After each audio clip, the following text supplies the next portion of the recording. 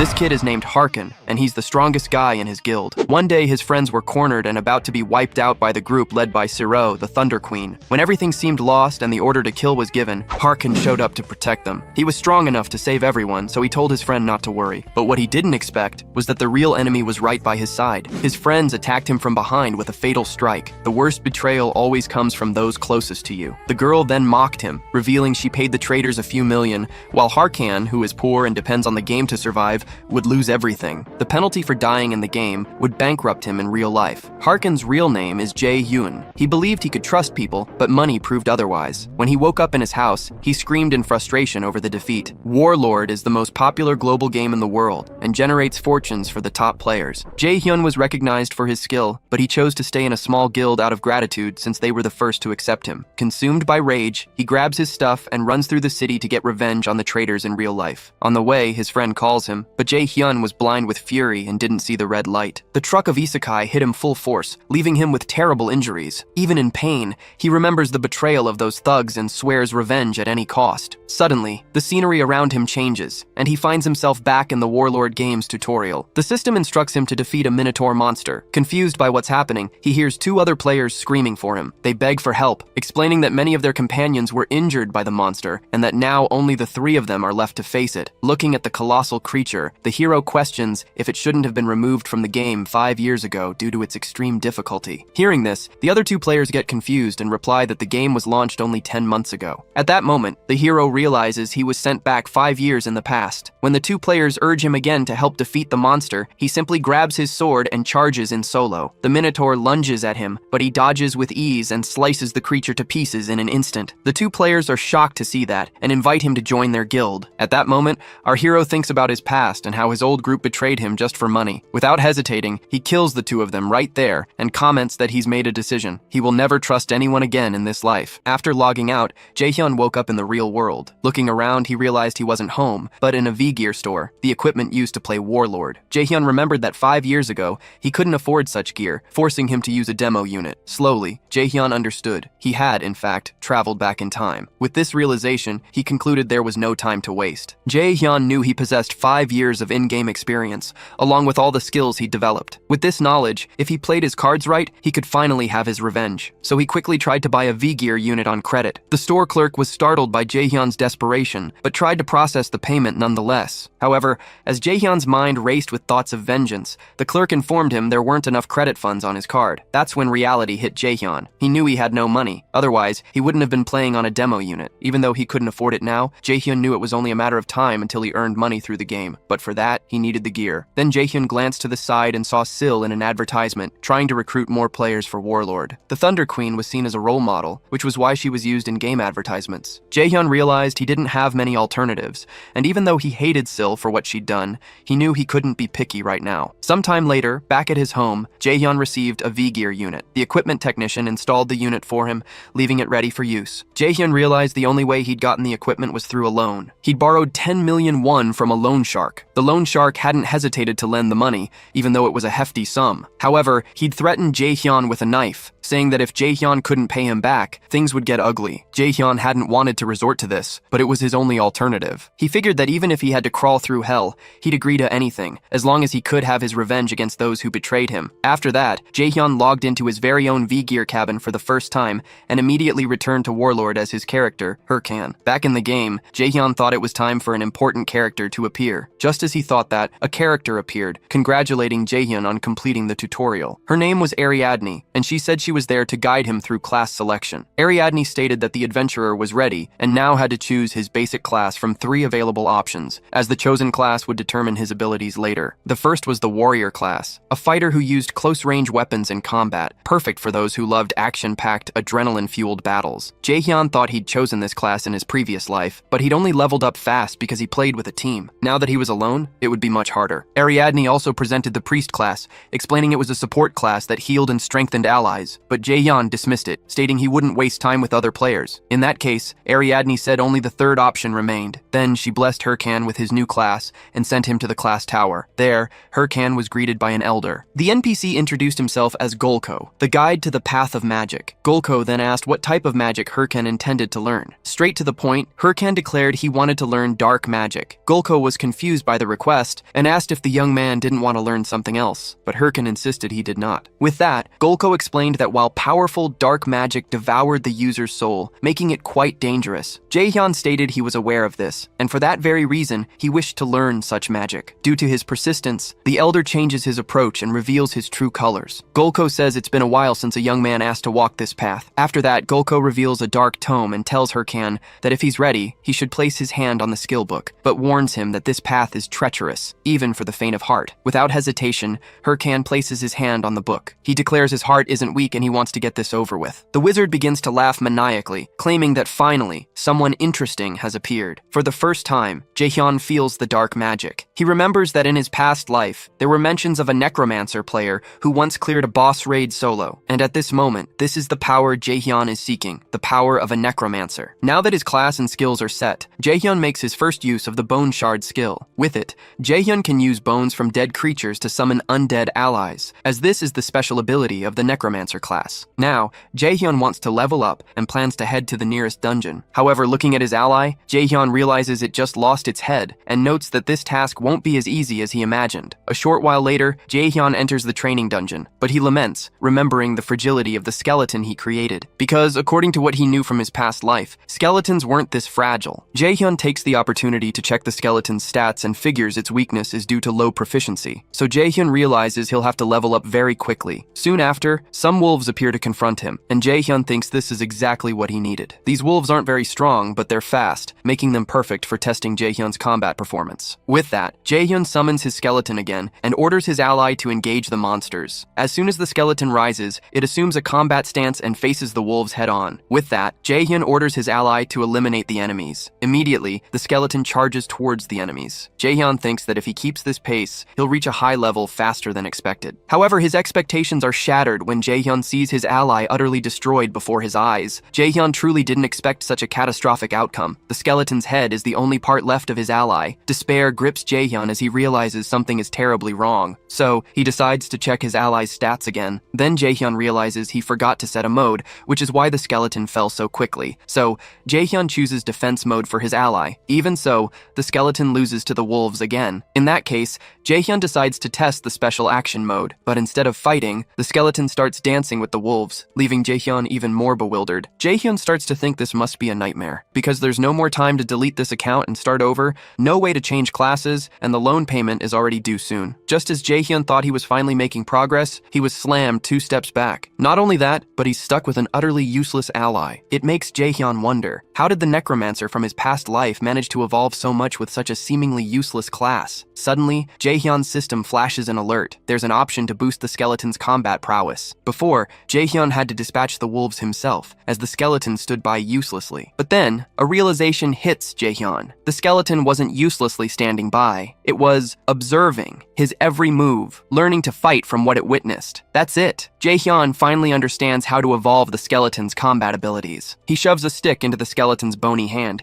telling his ally it's lucky to be one of his minions. In his past life, Jaehyun was renowned as a genius, capable of training guild novices and forging them into top-tier rankers. Jaehyun tells his ally, when you fight, remember one thing, if you don't dodge, you'll be crushed. Then, Jaehyun slams a blow into his skeleton, repeating the assault until his ally finally learns to dodge. But the skeleton is agonizingly slow to show any progress. Jaehyun barks at his ally, don't just stand there after taking a hit. Dodge first, then find an opening and counterattack. After a grueling training session with its master, the skeleton is once again thrown into the fray against the wolves. This time, however, the skeleton performs flawlessly. Following its master's precise instructions, it weaves, dodges, and counters with deadly precision. The skeleton defeats the wolves all on its own. Jaehyun admits his ally still has a long way to go, but he can already see the undeniable improvement. What's more, Jaehyun's own skills have progressed, and thanks to his ally's newfound proficiency, he levels up. Sometime later, Jaehyun makes his way to the game's starting village, Figus Castle. In the village, countless recruiters clamor to enlist new members into their guilds. Jaehyun, however, ignores them all. His mind is solely focused on one goal, making his ally stronger and in turn,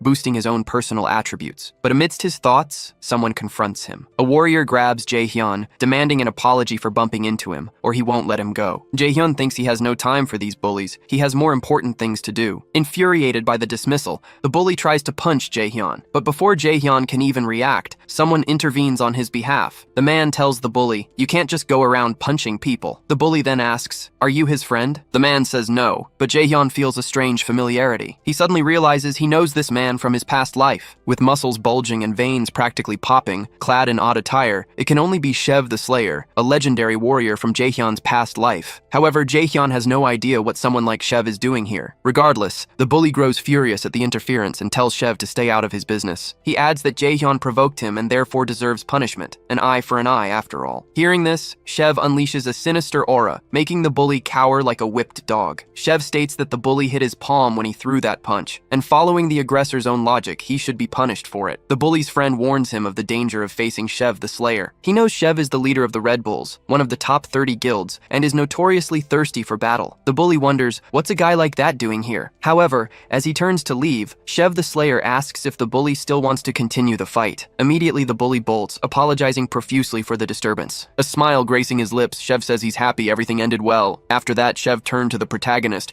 assuring him that Jaehyun wouldn't have any more trouble with those guys. However, Jaehyun turned his back on Shev, coldly stating he didn't need his help, leaving Shev utterly speechless at his sheer coldness. After all, the killer had expected at least a thank you. As he walked away, Jaehyun mused that for a moment he had been completely overwhelmed by Shev's power, but he vowed to himself that the next time they met, things wouldn't end the same way. Sometime later, deep within a dungeon, the protagonist reflected on the obvious gap between him and Shev. What's more, Sil and Shev were at the same level, meaning Jaehyun needed to become just as strong if he ever hoped to get his proper revenge. Lost in thought, Jaehyun was suddenly ambushed by a monster, but his loyal skeleton ally swiftly intervened. The protagonist had intentionally used himself as bait, letting his skeleton handle the enemy. With the monster defeated, his ally leveled up. However, Jaehyun grumbled that it took his skeleton 3 whole days to reach level 10, far longer than he'd anticipated. Even so, the protagonist himself had also evolved, and now he possessed the Watch, an essential device packed with features, attributes, quests, a map, inventory, and messages. He'd owned an identical watch in his past life,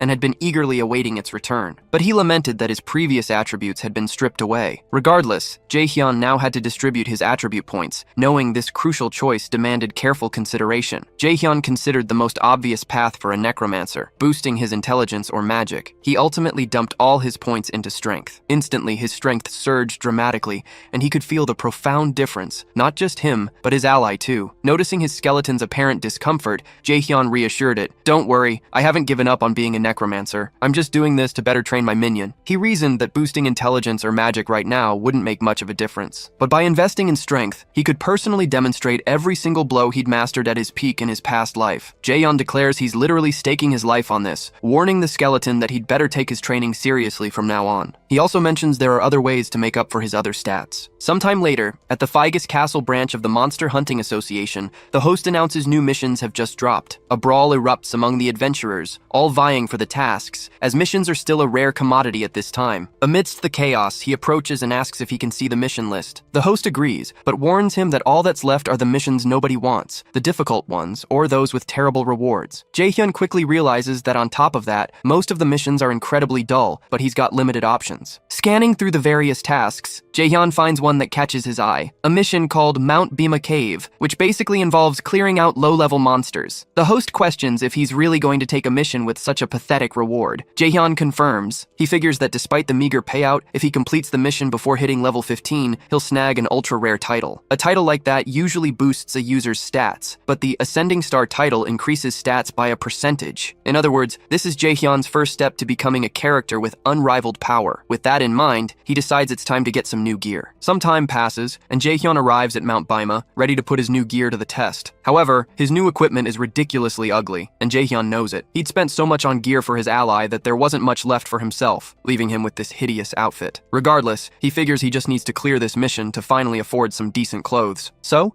he dashes off to complete the task as fast as humanly possible. In the same area, another player lay helpless, begging for aid, but his pleas went unheard. This player had just fallen into a trap, and the group that ambushed him lurked nearby, waiting for their next victim. On Mount Bhima, an adventurer named Molty had just arrived. Molty was buzzing with excitement, convinced he was incredibly skilled and might even become a top ranker in record time. Lost in these thoughts, Molty suddenly heard someone cry for help, claiming their friend was gravely injured. Molty approached, and the other adventurer explained that he and his friend had been ambushed out of nowhere. Their healing potions were gone, and the adventurer couldn't help his friend alone. Concerned, Molty offered some potions and readily agreed to help. The adventurer thanked him profusely, tears streaming down his face. But in reality, the adventurer was just a distraction, a decoy for an accomplice to attack Molty from behind. Just like that, another player fell into their trap. The bandit adventurers mocked Molty's naivety, declaring his items would be very useful. Outraged, Molty couldn't understand why they had tricked him. The bandit adventurer simply sneered, "It's not our fault. You fell into our trap too easily." Then, the bandit delivered the final blow, eliminating Molty from the game. Molty's watch, containing his inventory and all his precious items, was left behind. The bandits cheered, celebrating their easy loot. They were the Ralph family, infamous as the PK gang, already plotting their next victim. In the same territory, the protagonist's skeleton ally faced an enemy. The skeleton stood before two forest wolves. Then Jaehyun activated the skeleton's attack mode. Instead of defending, the skeleton charged, swiftly defeating the wolves. Jaehyun realized that with the sword he'd bought for his ally, the skeleton could probably take down an entire pack of wolves by itself. Seeing this, Jaehyun felt he'd made the right choice investing in his ally's gear,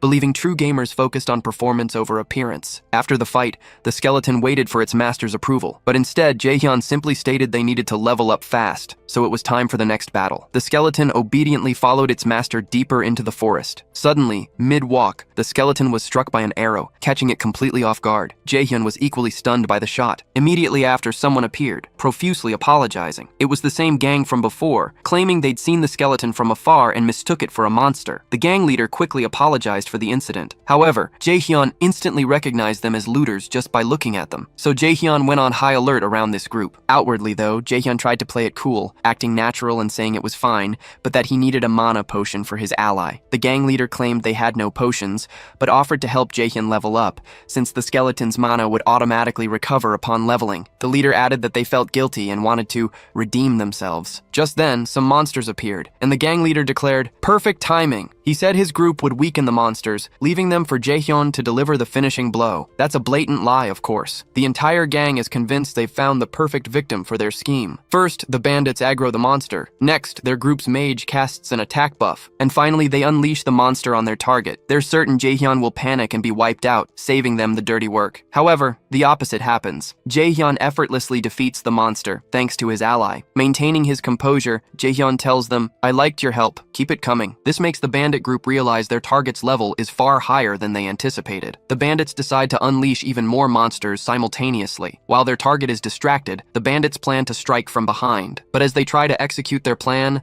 Jaehyun dodges the attack as if he'd already predicted it. To the bandits' dismay, he not only missed his strike, but was instantly counterattacked. With a single devastating blow, the bandit was defeated. Immediately after, Jaehyun commands his minion to assume an attack stance. The skeleton readies for battle. The two charge straight into the remaining looters. Seeing this, the bandits descend into panic, suddenly wanting to talk things out. But for Jaehyun, no argument will sway him. Jaehyun and his ally mercilessly cut down the bandits without hesitation. After all, Jaehyun knows this type of player all too well, the kind who earns a target's trust only to stab them in the back and loot their items. Jaehyun believes that while he might have fallen for such tricks in his past life, he's a different person now, the kind who trusts no one. Jaehyun delivers the final blow to the bandits, noticing they already possessed 8 watches from eliminated players. But since the bandits won't be needing those items anymore, Jaehyun decides to claim everything for himself. He needs some decent clothes, after all. Meanwhile, Jaehyun's ally is getting his revenge for the arrow he took earlier. Jaehyun observes the skeleton's bloodlust, but lets him vent to his heart's content. A short while later, Jaehyun takes the opportunity to heal his ally. This makes the skeleton even more animated. Jaehyun notices his ally's joy, but tells him, "You shouldn't get too attached to appearances. They don't matter that much in this game." He claims what truly matters is being beautiful on the inside. However, the protagonist's brand new clothes immediately expose his hypocrisy. Jaehyun also notes that the stolen watches are a perfect fit. Selling another player's watch causes your inventory to drop random items, rare and enhanced cosmetic gear, battle weapons with bonus attributes, and even skill books in gold. For Jaehyun, it's practically like winning the lottery at someone else's expense. What's more, he's leveling up faster than expected, and soon, he wants to start recording his gameplays. Amidst all this, Jaehyun is struck by a memory from his past. talking with his friend about forming a guild. Back then, they considered naming it the Mask Guild, inspired by an item they'd found. Looking at the mask in the present, Jaehyun realizes just how much he's changed, but he refuses to let anyone take what's his ever again. Jaehyun believes this is just the beginning, and the skeleton will be his only ally on his new journey. Sometime later, the protagonist and his ally plunged into the Mount Bima cave dungeon. Jaehyun remembered this place, knowing it was a den of blue werewolves. Though dangerous, Jaehyun believed his current gear would make short work of them, so he pressed forward with his skeleton ally. Hours passed, yet Jaehyun found no monsters in the cave. He knew the dungeon wasn't cleared, the system would have notified him, so he couldn't understand why the place was utterly empty. Then, amidst the silence, he spotted something unusual. Jaehyun moved closer to investigate. Just like that, he activated a portal to an instant dungeon. He instantly realized this was why no monsters had appeared. Instant dungeons are randomly generated within other dungeons and only close once completed. They're far tougher than regular dungeons, but they drop superior loot. But there's a catch. Once you enter, the only way out is to clear it, or die. The protagonist knew the smart move was to retreat immediately. Dying meant a 2-day penalty, a devastating setback. But Jaehyun was on a different path now, a new journey from his past life. He didn't hesitate, he just needed to survive until the end. Stepping through the portal, Jaehyun found himself in an arena. An intense aura gripped him. What kind of monster would he face here? Then, his question was answered. A colossal werewolf materialized before him. Not just any werewolf, but a corrupted one, its level unknown. The protagonist had seen it all, but even he was genuinely stunned. The battle erupted with a savage blow from the werewolf. Jaehyun was sent flying from the impact. His ally braced itself, knowing it could be next. But Jaehyun just laughed. "I'm lucky," he declared. A monster like this could only mean a main quest. He told his ally, "If we don't take this thing down, you won't get dinner tonight." With that, Jaehyun charged the enemy, his ally ready to back its master. The skeleton used its sword as a launch pad, propelling Jaehyun into a massive leap, positioning him directly above the monster. He unleashed a demonic curse, infusing his blade with its dark power. Now, Jaehyun had the power he needed to strike the enemy and tear it apart. Not only did Jaehyun land a devastating blow, but he also cursed the monster, weakening it further. He'd never used this before, but Jaehyun was thrilled to have nailed it on his first attempt. The monster, however, was far from pleased. Enraged, it lunged at the protagonist, attacking him from behind. Jaehyun knew a boss wouldn't fall from a single hit, so he wasn't surprised to see the wolf rise. Now, Jaehyun decided to unleash something he'd been saving. He activated his watch, pulling something from his inventory. Moments later, the protagonist was enveloped in magical armor, fully equipped to crush his foe. The activate slots feature was unique to Warlord. When used, the watch channeled pure Warlord energy, boosting the player's stats and reshaping their body. The resulting form was usually unpredictable, varying wildly between players. That's why players called it Supreme Mode. With Supreme Mode active, Jaehyun was ready to fight. The enemy glared furiously and lunged again, but as it tried to claw Jaehyun, the wolf missed every strike. Jaehyun dodged them all. Still, Jaehyun noted the wolf's unnatural speed. He knew getting hit by these attacks would be fatal, so Jaehyun dodged with everything he had. Jaehyun isn't just playing defense, though. Spotting an opening, he strikes back. Not only that, but his attacks are even stronger thanks to Supreme Mode. Seeing how effective his blow is, Jaehyun declares, "This just makes the game even more fun." However, the wolf recovers faster than expected, lunging at Jaehyun immediately. Jaehyun barely dodges, noticing the wolf is still absolutely furious. But Jaehyun reminds his foe, "You must have forgotten something. I'm not fighting alone!" After all, his skeleton ally is ready and waiting. While the wolf was focused on Jaehyun, the skeleton seized the distraction to attack. Jaehyun tells his ally, "Time to put our training to the test." Confused, the enemy has no idea what's coming next. And to the wolf's shock, Jaehyun and his ally strike simultaneously. They hit the wolf from multiple directions, slicing the monster apart and leaving no room for reaction. After defeating the monster, Jaehyun praises his own high performance. Not only that, but he also reaps the rewards, satisfied with his conquest. After all, tougher dungeons yield the best prizes. Among the items, Jaehyun gets the Corrupted Tracker's necklace, a unique and incredibly powerful artifact. He notices this item can't be sold and is far beyond the normal class of such gear. Amidst all this, Jaehyun is stunned to find he's also acquired 3 new titles. One was expected, Rising Star. The second, Hero Challenger, makes sense since Jaehyun cleared an instant dungeon solo. But the third title, Corrupted Tracker, truly grabs his attention. Jaehyun knows this is the introductory title for the first chapter of the main quest, Corrupted Count. The main quest is the backbone of the Warlord world, a crucial storyline. With its incredible rewards, every player wants a piece of it. However, even in his past life, Jaehyun never made it past Chapter 4. This time, the quest unlocked for him much earlier than anticipated. This leaves Jaehyun hyped for what's to come. Sometime later, outside the game,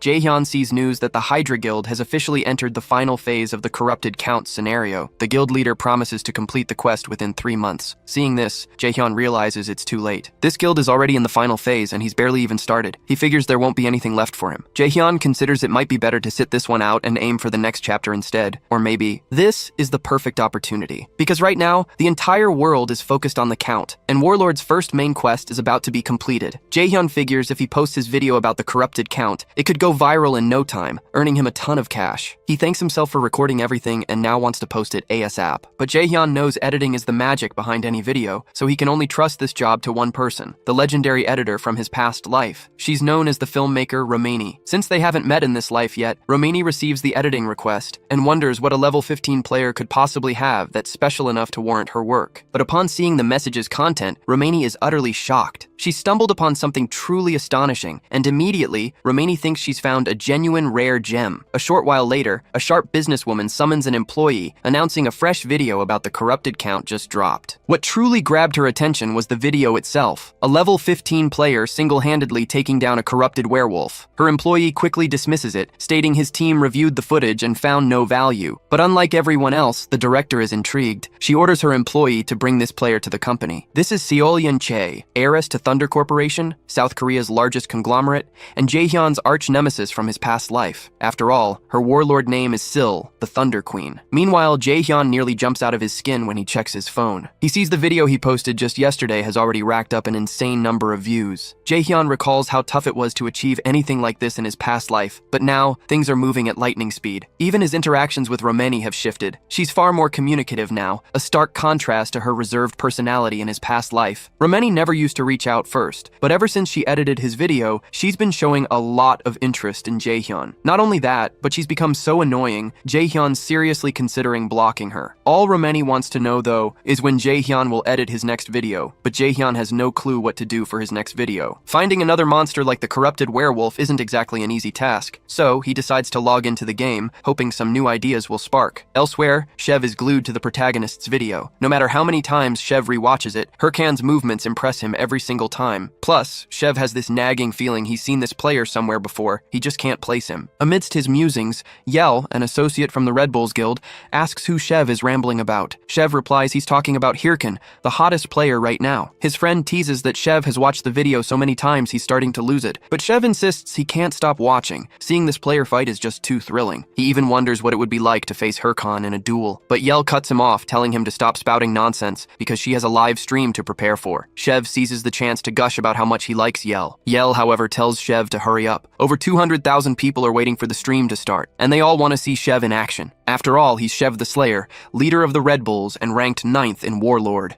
A dungeon portal is about to rip open. Shev and his companions stand ready. Then, Shev commands his guild members to brace themselves for the coming battle. Back to Jaehyun, he headed to the Mission Association, but found nothing to his liking. He'd expected as much, yet still held out hope for a worthwhile quest. With no other options, he had to put his video plans on hold. Amidst his disappointment, the host recognized him as the adventurer from Bima Mountain Cave. The man, named Hotan, asked if Jaehyun had a moment to talk. A while later, Hotan revealed he knew Hirkan had encountered a mutant in the cave. The protagonist clarified that he'd only found a werewolf with strange eyes, but Hotan insisted that was exactly what he meant, explaining there was a high chance the defeated monster had been exposed to the Corrupted's power. Hotan didn't know the Corrupted's exact identity, but he knew that any monster touching its power went mad, and many had fallen victim. Because of this, the association had placed a bounty on this being. Immediately, Jaehyun declared he wanted to join the mission to capture the Corrupted. Hotan said it was too soon, yet the protagonist insisted. In that case, Hotan decided to give Hirkan a chance. He instructed him to find a person named Ahimbri in Bangsu Castle, east of Figas Castle. He also promised to write a letter of recommendation for Ahimbri to teach Hirkan everything he needed to know. Upon receiving the letter of recommendation, the protagonist celebrated. This was exactly what he wanted. A unique mission like this, becoming Ahimbri's student, would surely make for an incredible video. Ahimbri was one of Grandmaster Bokan's 7 disciples. Every mage yearned to meet him, as he was known for distributing rare skill books. In other words, Ahimbri was an incredibly important NPC. Jaehyun thought he wouldn't have to worry about material for his next video anymore, but then he remembered something crucial he needed to do before leaving. So, Jaehyun headed into a forest and summoned his skeleton ally. Jaehyun recalled he hadn't properly checked the rewards from his last battle. He decided to use the werewolf skull he'd defeated to strengthen his skeleton ally. With a surge of power, the skeleton absorbed the skull's attributes, growing significantly stronger. Next, the protagonist equipped the corrupted tracker necklace, its effects instantly applying to him him. With that, Jaehyun completed all preparations for his next mission. But before continuing his adventure, he tossed 2 more skeleton skulls onto the ground, and, through them, summoned 2 additional allies. His initial skeleton seemed shocked by this sudden expansion, but Jaehyun declared that from now on, the 3 of them would fight as a single unit, and he couldn't wait to see his new allies' strength in action. Soon after, Jaehyun stumbles upon a forest bear and is immediately attacked by the beast. But Jaehyun dodges the initial strike, only for the bear to lash out again. Jaehyun waits for the perfect moment and orders one of his allies to draw the monster's aggro. Instantly, the skeleton charges towards the enemy. However, the bear proves smarter than the skeleton, grabbing it and flinging it away. Jaehyun declares that such a predictable attack would never work, and his ally needs to strike the enemy's blind spot. So, he orders another skeleton to carry out the task. The skeleton approaches the bear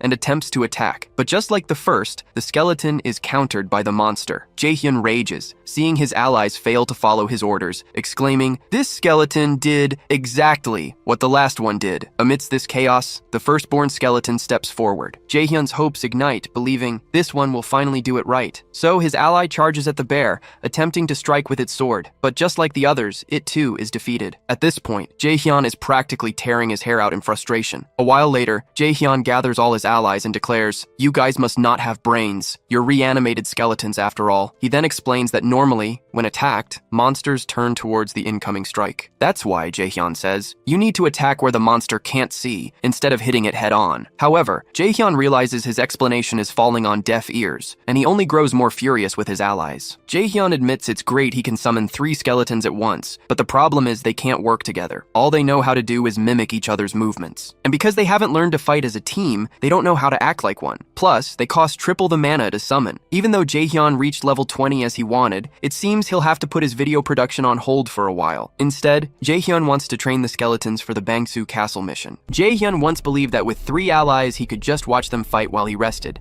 but that's far from reality. Not only that, but Jaehyun won't be able to avoid the vanguard as he wished, because all the heavy lifting will still fall to him. Meanwhile, at the Bangsu Castle Branch Association, players are eagerly waiting for something, until one of them arrives in the main hall, sending everyone else into a frenzy. They demand to know what mission this player took, wanting to extract the information by force. Jaehyun witnesses it all and compares the others to hyenas scavenging for meat. He also thinks this type of person can be found everywhere. They don't even try their best. Instead, they prefer to act like parasites. A host tries to greet Jaehyun, but he completely ignores him. Jaehyun decides no one should know about his mission, so he goes directly to the person in charge and hands over his letter of recommendation. The official confirms the letter and authorizes Jaehyun to proceed. Others try to buddy up, hoping to tag along, but Jaehyun shuts them down. As he presses forward, Jaehyun's mind races, wondering what rewards await him. His main goal, however, is to forge a connection with a Himbri right off the bat. But when he finally reaches the wizard's chambers, Jaehyun is met with utter chaos, a colossal mess. Upon seeing him, a Himbri declares he has no appointment scheduled. Then he asks the adventurer who he is. Jaehyun introduces himself as Hirkan, explaining he has a letter of recommendation. A Himbri notes that Hirkan is a rookie, yet must possess serious skill to earn such a recommendation. Regardless, a Himbri hands over the rewards. Jaehyun is ecstatic with the rewards, 2 incredibly rare books. But to Jaehyun's shock,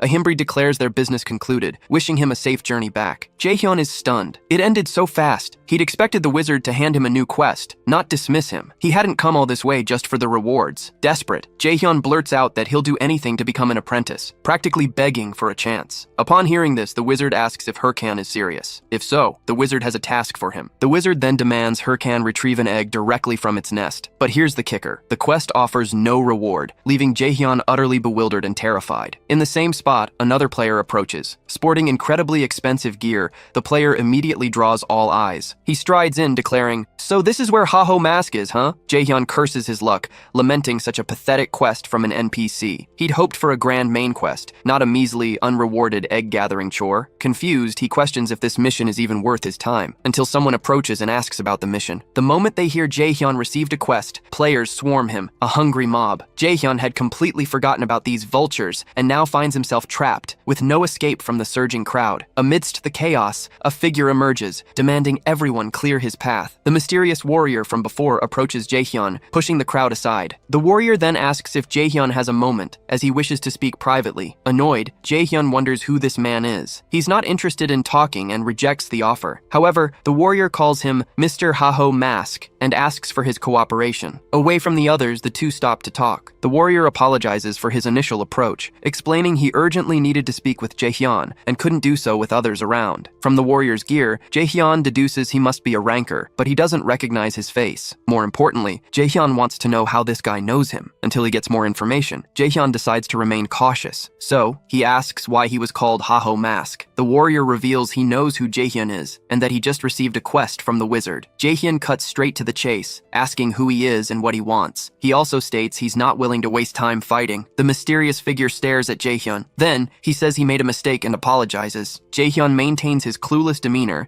and accepts the apology. Jaehyun leaves, saying that for now he'll put this misunderstanding behind him. After Jaehyun walks away, another player speaks up, and the warrior from before says they might have found the wrong person. Only an inexperienced player would leave his watch exposed so carelessly. The other player comments that the corrupted count's quest is almost over, suggesting they no longer need to watch the NPC wizard. But the warrior with glasses insists that the nest egg quest is the main mission, and they can't afford to make a mistake at this point. After that, each returns to their position. From a distance, Jaehyun watched everything. He noticed the warrior who approached him wasn't alone. Jaehyun concludes the two must be part of some guild. However, instead of offering a deal, as is customary, they took a different approach, suggesting they aren't from a common guild. What bothers him most, though, is not knowing who these players are. However, one thing is certain, Jaehyun discovered the egg quest is more than just a simple collection task. These players probably watched his video and came after him because of it. But by letting him go so easily, they must not care who Haho Mask is, but rather about the Ahimbri quest. Jaehyun doesn't know much about this quest, but he knows he needs to avoid drawing attention until he completes it. He was exasperated that more lunatics were still showing up to ruin his day. After all, his past enemies, like Chae Seolyeon, were already enough trouble to deal with. Speaking of her, Chae Seolyeon's secretary Park Suji appeared with a bottle of water. Park Suji asked about the guild's entrance exam. Chae Seolyeon replied it was a waste of time. All the candidates were incompetent. Chae Seolyeon then asked for an update on Haho Mask. Her secretary, Park Suji, said Jaehyun hadn't responded to their contact attempts, so he'd probably joined another guild. Furious, Chae Seolyeon demanded if Park Suji was sure. Park Suji admitted she wasn't,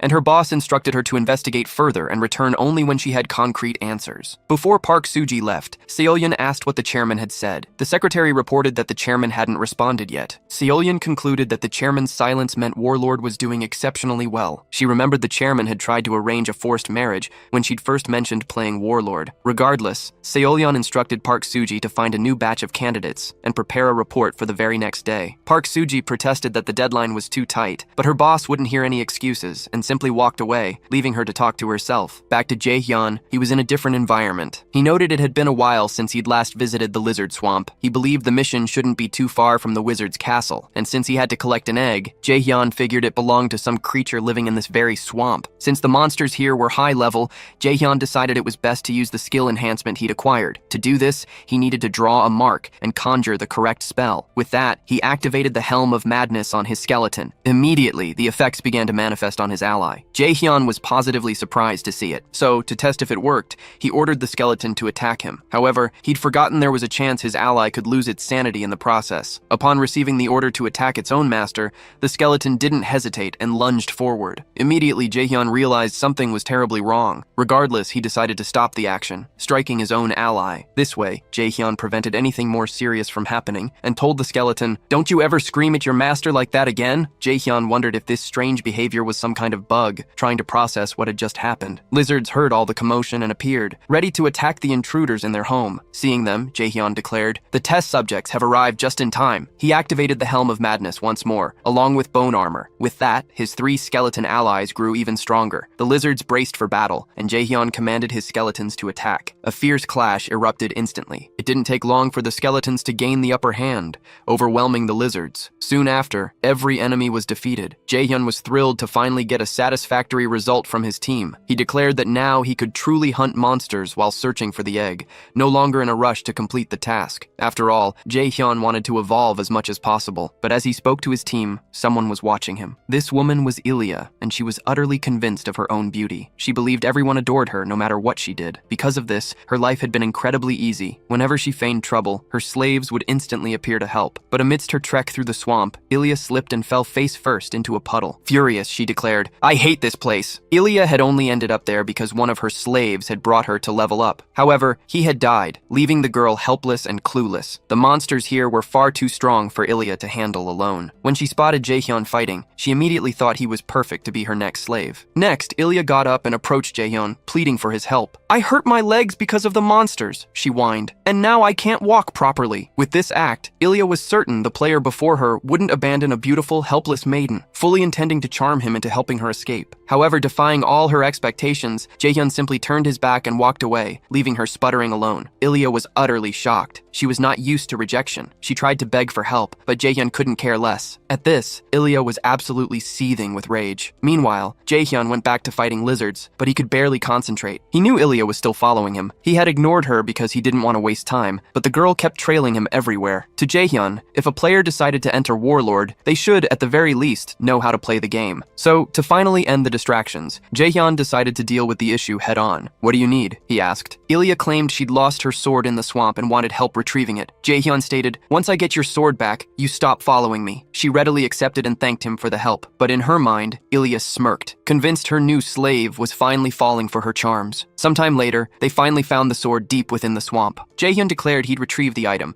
but only if Ilya kept her promise to go her own way afterward. He then commanded his skeletons to bring the sword. With that, the three pressed deeper into the swamp, heading straight for the weapon. Seeing this, Ilya inwardly cheered, her plan unfolding perfectly. She mused that necromancers were nothing without their summons. Once the skeletons were out of the way, their master would be utterly vulnerable. For daring to ignore her, Ilya lunged, attempting to strike Jaehyun from behind, but Jaehyun swiftly dodged the attack, scoffing that the girl was far too slow. In one fluid motion, he grabbed Ilya and hurled her away. She crashed into a stream deep in the swamp. Immediately, she began screaming at Jaehyun, vowing he wouldn't get away with this because her bodyguards would hunt him down. However, Jaehyun simply told her to stop screaming and look behind her because something was approaching. At first, Ilya was suspicious, but then she realized she'd landed right in a den of mutant lizards. As she scrambled to escape, Jaehyun coolly stated that Ilya should have thought twice before trying to trick him. After all, Jaehyun had seen through her intentions from the very beginning. He mused that he'd been tricked far too many times not to spot a liar. Besides, this whole ordeal was just a massive waste of his time. Glancing at his skeletons, Jaehyun found them acting strangely and sternly lectured them all, saying they should learn useful skills instead of bizarre behaviors. Moments later, the system alerted Jaehyun. Player Ilya had died. He'd received points for her elimination, which came as a surprise since he'd only thrown her to the monsters. Not only that, but Jaehyun figured the girl must have been bluffing about having bodyguards. However,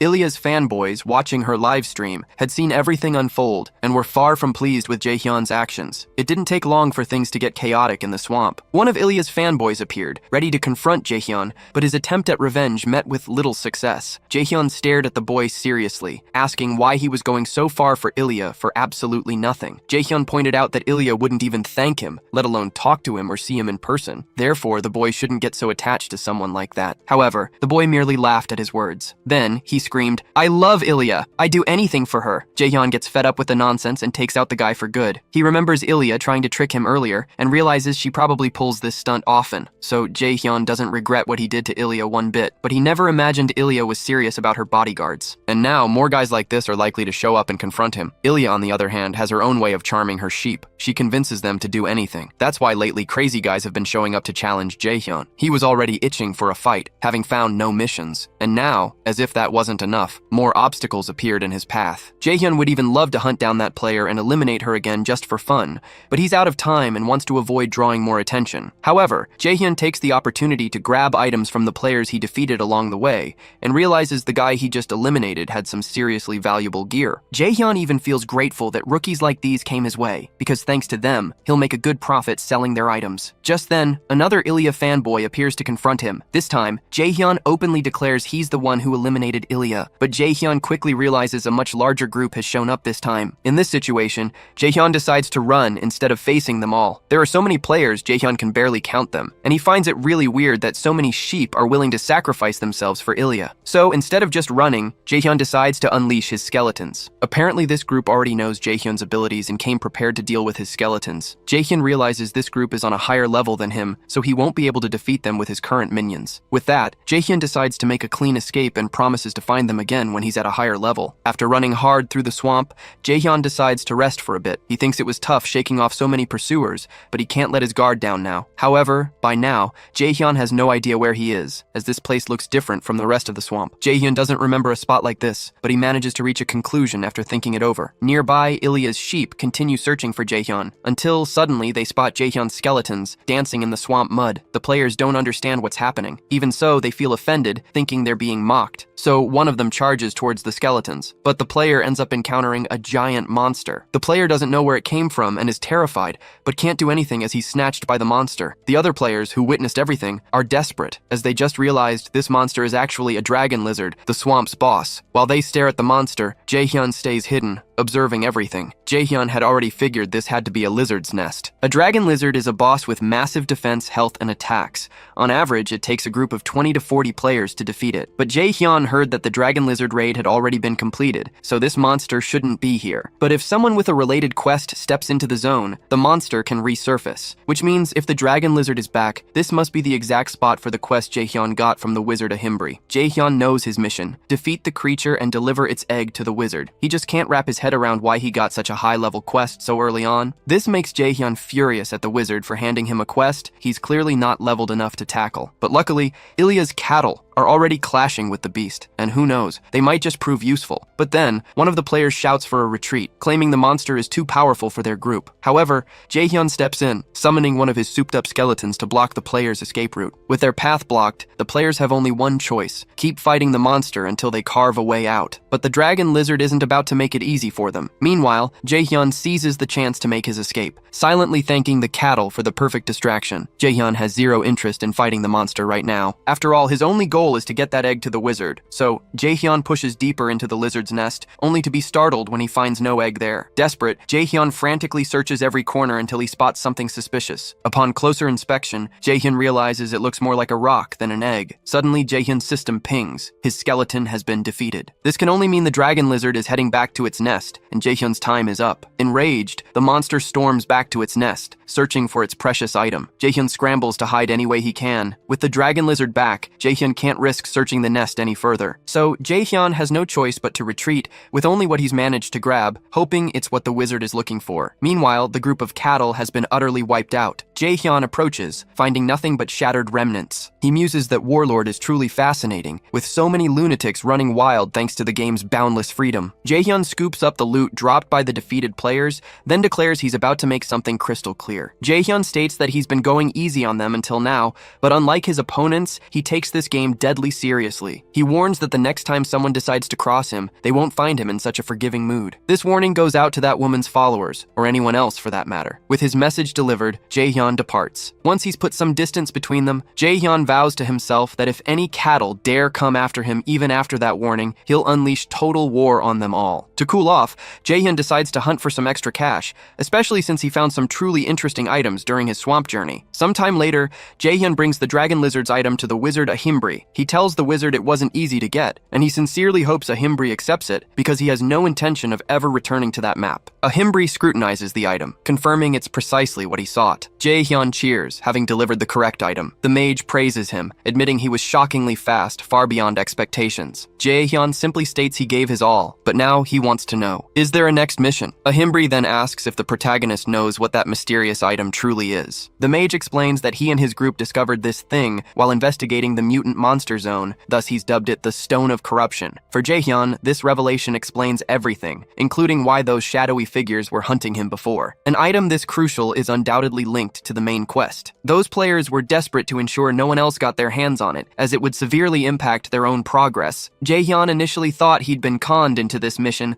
but now his opinion has completely flipped. Mage Ahimbri admits he knew the mission was difficult, but he needed to test the resolve of a potential disciple. Now that Jaehyun has proven his worth, Ahimbri asks, "Are you ready to fight corruption?" Jaehyun sees this as a golden opportunity, not even considering rejection. However, Mage Ahimbri declares, "Jaehyun, you're not ready yet. Difficult missions like these aren't for rookies." Jaehyun instantly realizes his level is still far too low to proceed. Still, Ahimbri states he's willing to accept him as a disciple, if Hirkin, Jaehyun's in-game name, asks politely. A short while later, Jaehyun storms out of the mage's room, utterly annoyed. He hated the NPC's condescending approach and increasingly suspects a Himbri is nothing but a scam artist. Some time passes and the very same dragon lizard is finally defeated. A formidable group of high-level players had teamed up to eliminate the threat. The guild captain gathers with the others to catch their breath. He approaches an allied player, remarking, "You're stronger than I expected, partner." The captain then thanks his helper for the crucial assistance during the battle. This helper, who once tried to corner Jaehyun, is now cleverly disguised among these lower-level players. The guild captain declares, "Without you, we wouldn't have won," and thanks him for accepting the task in exchange for payment. The captain, in turn, offered the helper a handful of gold, but the helper refused, stating it wasn't the promised payment and that he disliked breaking the rules of the game. The captain was stunned. Helpers always took money as a reward, but this one was different. Not to mention, the helper was a high-level ranker on a mission far below his current skill,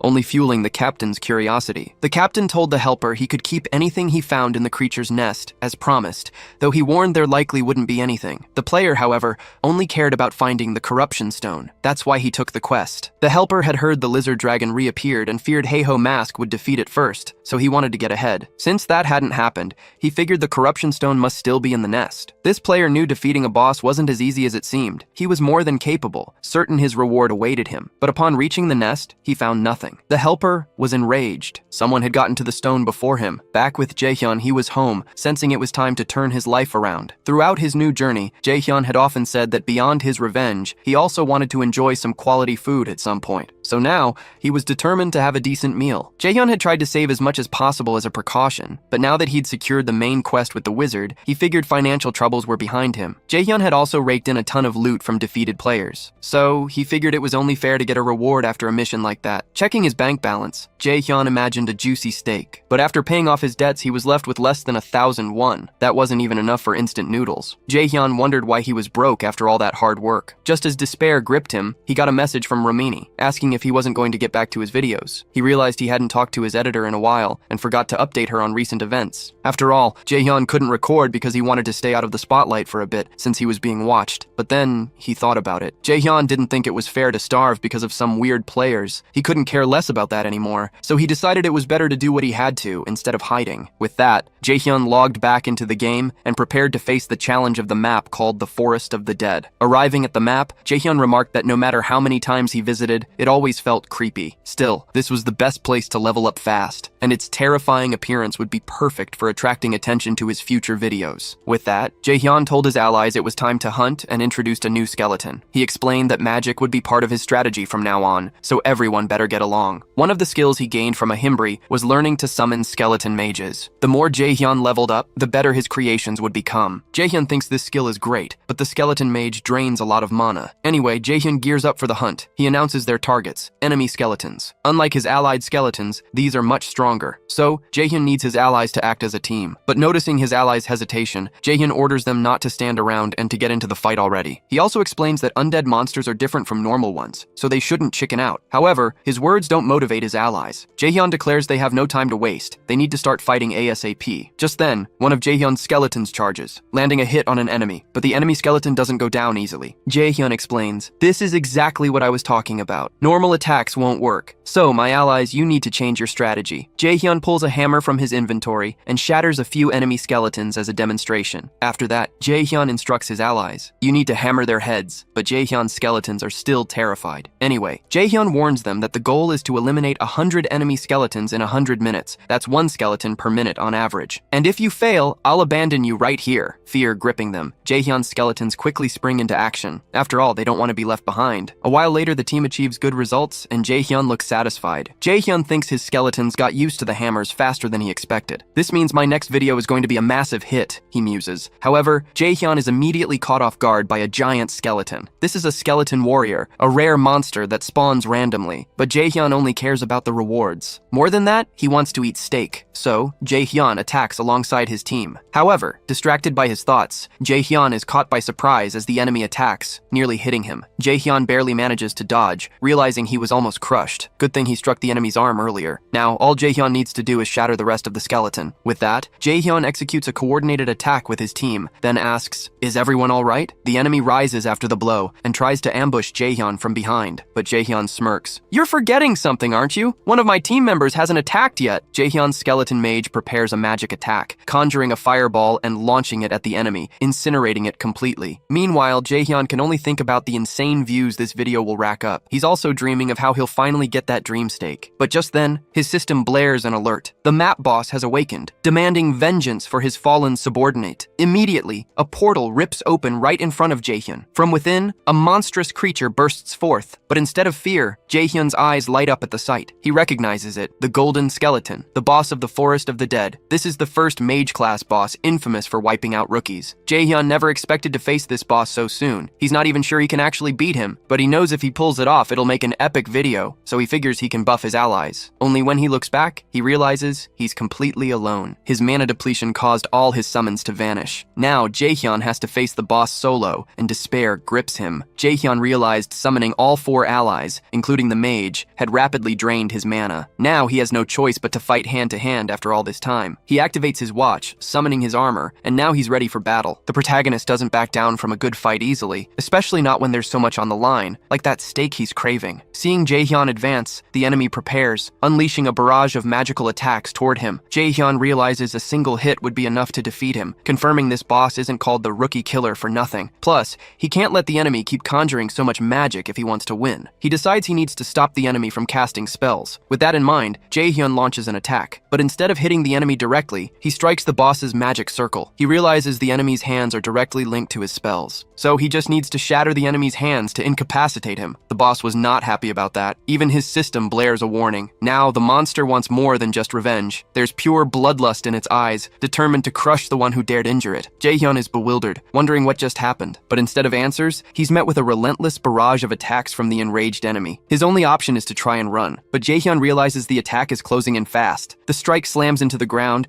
Jaehyun loses his footing and tumbles. He's cornered, with nowhere left to go. What's worse, he doesn't remember this enemy attack pattern. Does that mean his memory is betraying him, or does the Golden Skeleton have hidden attack patterns? Either way, knowing the answer is the least of his worries right now. To make matters worse, his skeleton allies won't be back anytime soon. With no intel or backup, Jaehyun wonders how he'll ever defeat the boss. Gripped by doubt, his only option is to attack while he still can. So Jaehyun charges the monster, figuring he can dodge its attacks as long as he knows their trajectory. The problem? He can't find an opening to strike. Without a blind spot, landing a hit on the monster is nearly impossible. Amidst his hesitation, Jaehyun is caught off guard, and the boss manages to capture him. Not only that, but the giant skull now wants to devour the protagonist. Jaehyun finds himself in a perilous situation, but he still has a trick up his sleeve. He unleashes a demonic curse on the monster, causing its attributes to plummet by 13%. The boss finally releases Jaehyun, who seizes the chance to attack. This was the opening he desperately needed. He even thanks the boss for making things easier for him. And without wasting a second, he smashes the monster with his hammer.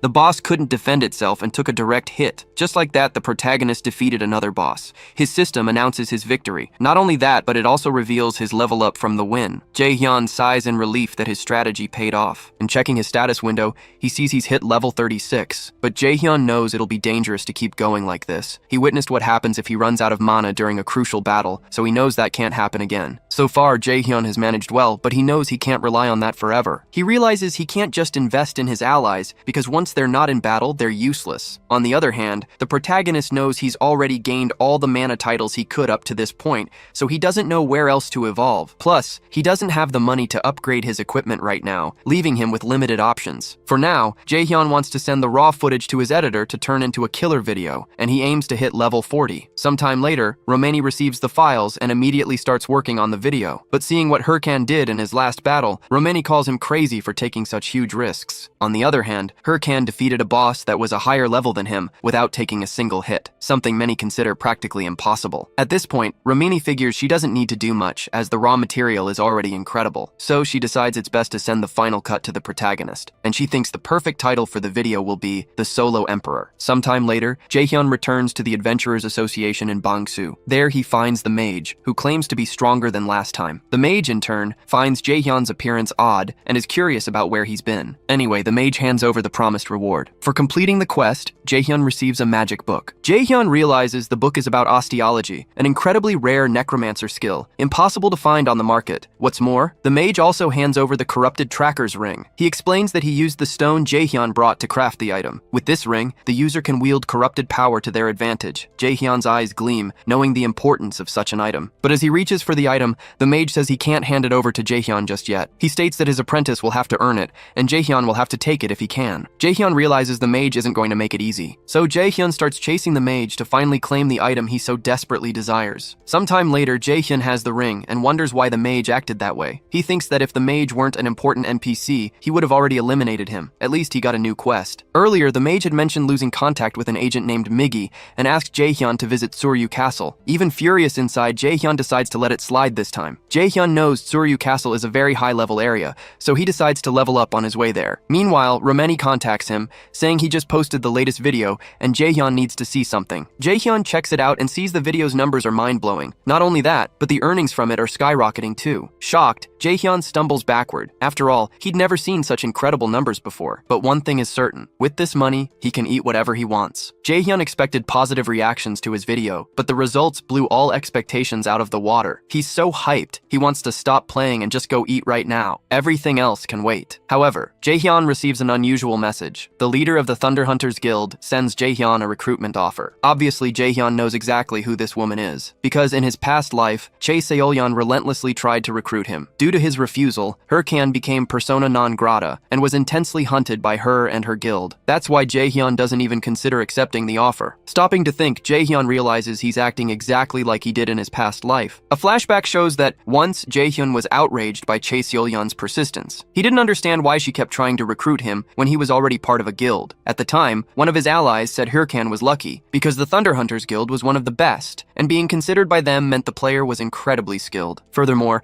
the guild leader was the daughter of a wealthy family, and people who worked there often earned exorbitant salaries. His guild partner said Jaehyun was truly talented, and the videos they made always brought in good returns. Not only that, but his partner also said Jaehyun was too good to stay in a small guild. However, Jaehyun claimed he didn't care about wealth or fame. He believed his guild had potential and would likely grow over time, and that money would also come in gradually. That's why Jaehyun preferred to remain in his guild rather than join another. At the time, his partner couldn't convince him. Back in the present, Jaehyun realizes that even then, there were signs of what was to come, but he hadn't noticed. Even so, Jaehyun believes he didn't deserve to be betrayed by his companions, but Jaehyun thinks it's not the time to dwell on the past. He needs to focus on his goal and can't abandon the game now. After all, he'll have time to use that money later. Besides, it's too early to be satisfied when he can still earn so much more. With that, Jaehyun summons his skeleton companions again. He says that last time, he did all the heavy lifting, so Jaehyun will start a new training regimen with them to boost the entire team's effectiveness. Precisely so, what happened last time doesn't repeat itself. Jaehyun remembers that, in the past, his companions always slacked off during training, but now, his skeletons at least obey his commands. With this, Jaehyun believes he has everything he needs to make a difference in this life, so Jaehyun just needs to get stronger to achieve his goals. Jaehyun tells the skeletons their next destination is Suryu Castle. Along the way, they'll grow stronger. Jaehyun explains that the training is quite simple. Run until they reach the objective. But if anyone falls behind, they'll get a beating until they start running again. With that motivation, everyone starts running like never before, because they don't want to be punished. Far from there, Chae Seolyeon reflects for a moment, until someone approaches and asks what she's thinking about so deeply. This is Hatch, an affiliate of the Thunder Hunters Guild. Hatch tells the leader that the meeting is about to begin. He also says the guild isn't progressing on the corrupted count mission, and still hasn't found any clues for the next one. Chae Seolyeon says she feels humiliated knowing the Hydra Guild got ahead of them on this mission. Hatch says the meeting is precisely with the leaders of all 30 top guilds, and they might discover something important. However, Chae Seolyeon says there's no way such a meeting will be useful, but she'll be there. So, all that's left for Hatch is to wish his guild leader good luck. Back to our protagonist, the success of his latest video almost made him lose control with all the money he earned. But his hatred for Chae Seolyeon brought him back into focus, and he decided to continue the game instead of abandoning it. Upon returning home, the first thing Jaehyun did was pay off all his debt to the loan shark. He wanted to get rid of that problem once and for all. Next, Jaehyun bought rare skill books to gain more advantages in the game. However, after spending all the money he earned, Jaehyun was broke again, as his bank balance hit zero. Although he only spent the money on necessities, seeing his bank account empty was still painful for Jaehyun. To shake off the frustration, Jaehyun focused on mastering his newly acquired skills. His first new skill was Skin Graft, an ability that significantly boosted his defense. Thrilled, Jaehyun immediately put it to the test. Paired with his Skeleton Warrior's Essence skill, his defense skyrocketed. Jaehyun then grabbed one of his swords and tried to wound himself. When nothing happened, he realized his defense was even better than he'd hoped. Next, he moved on to the Curse of Sloth. This skill slowed down its target. To test it, he cast it on one of his skeletons and instantly saw its future utility. Finally, Jaehyun moved to his last new skill. It was a golem summoning ability, the hardest one he'd acquired and the one he desired most. With a surge of power, Jaehyun performed the summoning, leaving his allies stunned. Jaehyun himself was ecstatic. He'd been waiting for this. He had finally summoned a golem. Gazing at his creation, Jaehyun declared, "A necromancer is nothing without a golem. This creation is more reliable than any tank I've ever known." What's more, the golem boasted a copy mode. Activating it would allow Jaehyun to synchronize his movements with the golems. He believed that combining the golem's raw strength with his own battle skills would make him unstoppable in future fights. However, when he tested this option, disappointment washed over Jaehyun. It didn't work as intended, making him suspect a game bug. But then, Jaehyun saw the golem move, throwing a punch, albeit with a significant delay. He quickly realized the problem lay in the golem's sluggish movement speed. This infuriated Jaehyun. After all, the entire game was built on a pay-to-win model. Meanwhile, the guild leaders' meeting was underway. Nergal, leader of the Ares Guild, thanked everyone for attending. Shev, the Red Buffalo Slayer, was also pleased to see so many familiar faces. Berg, leader of the Big Smile Guild, looked far from pleased to be there, and Chae Seolyan showed no satisfaction at all in attending the meeting. Berg grumbled that out of 30 invited guilds, only 4 had bothered to show up. Shev, however, countered that it was more than he'd expected. Nergal, the organizer, was genuinely surprised by the low turnout. He knew the top 30 guilds were locked in fierce competition, and a meeting like this was a rare event, let alone one with full attendance. Nergal revealed that the Hydra Guild had uncovered the corrupted Count's identity and was planning a final raid in a month. Shev admitted it was impressive that no other guild had even come close, putting Hydra far ahead of the pack. To make matters worse, Berg warned that Hydra could monopolize all future main quests, and if that happened, it would be game over for everyone else. Chae Seolyan finally spoke, telling Berg, "You and anyone else who's scared should just shut up." Annoyed, Berg shot back, "Are you looking for a fight?" But Shev and Nergal quickly intervened, reminding them that this wasn't the purpose of the meeting. Nergal then proposed an alliance against the Hydra Guild. If they all agreed, they would promise to cease hostilities until the corrupted Count's missions were complete and share all intel. Shev wasn't a fan of these deals, but he saw no other way out, and he wasn't alone in that thinking. Even if they hated each other, there was no choice but to accept the alliance, and that included Chae Seolyan. Later, at her home, Chae Seolyan reflected on what had happened while taking a bath. She thought it was even more humiliating than she'd imagined. Not only had she failed to defeat the Chapter 1 boss on her own, but she also had to stoop to an alliance with rival guilds. But Chae Seolyan knew there was nothing else to be done. After all, if the Hydra Guild completed the quest alone, it would be bad for everyone. Better to share the spoils with an alliance than end up with nothing. Concluding her thoughts, Chae Seolyan decided it was best to wait for the next opportunity to strike. Next, Chae Seolyan ordered all her guild members to keep a close eye on Hydra and report any suspicious movements. Victory was her only goal, no matter what it took. Back to our protagonist. Jaehyun found himself at the Adventurers Association once more. An NPC asked him to go to Bobaru Forest. The NPC explained that Agent Miggy had vanished there, so Jaehyun would likely find clues to his disappearance. But Jaehyun argued that the area was swarming with level 70 monsters, and at his current level, he couldn't even set foot there. However, the NPC insisted that Jaehyun, as a Himbri's apprentice, was perfect for the mission. But if he refused the task,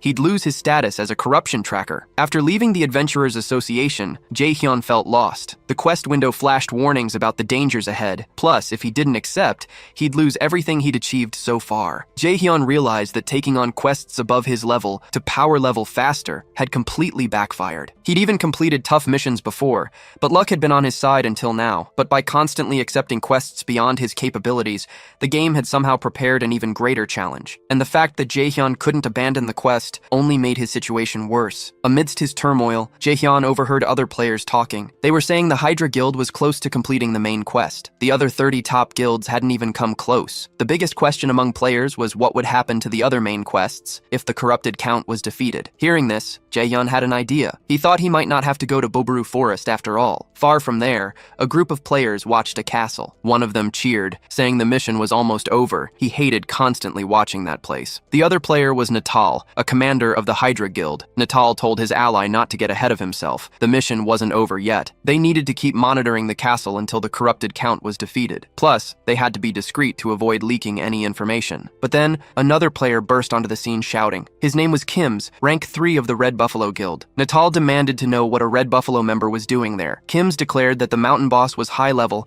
so he was going to defeat it, and asked if Natal and his ally weren't there for the same reason. Unable to reveal the truth, Natal said yes. However, Kim's remarked that they didn't look so good, but either way, Kim's would leave them to continue his mission. The sheer informality of this approach left Natal fuming. Next, Kim's contacts his guild leader, reporting he found the Hydra commander on site, which confirms their intel. Shev, the assassin, can't believe his ears. He'd received an anonymous tip about the corrupted Count's location and dismissed it as a lie. Yell warns that such valuable information, given freely, must be a trap, but Shev thinks it might be an inside job from the Hydra guild, perhaps someone holding a grudge. Either way, they can't be picky. They have to work with what they've got. Kim's, in turn, asks if he can start a fight to buy time. Shev refuses, ordering Kim's to retreat for now. If this is truly the Count's location, a larger Hydra force must be nearby, and Shev can't afford to lose a good ally right now. Kim's, however, believes he's not important enough to be an enemy target, but his carelessness proved to be his undoing. Kim's was attacked, alarming his superiors. With a sword at his throat, Kim's reveals his guild wasn't the only one to get the anonymous tip. He announces the arrival of the Thunder Hunter's princess. This princess, Hahui,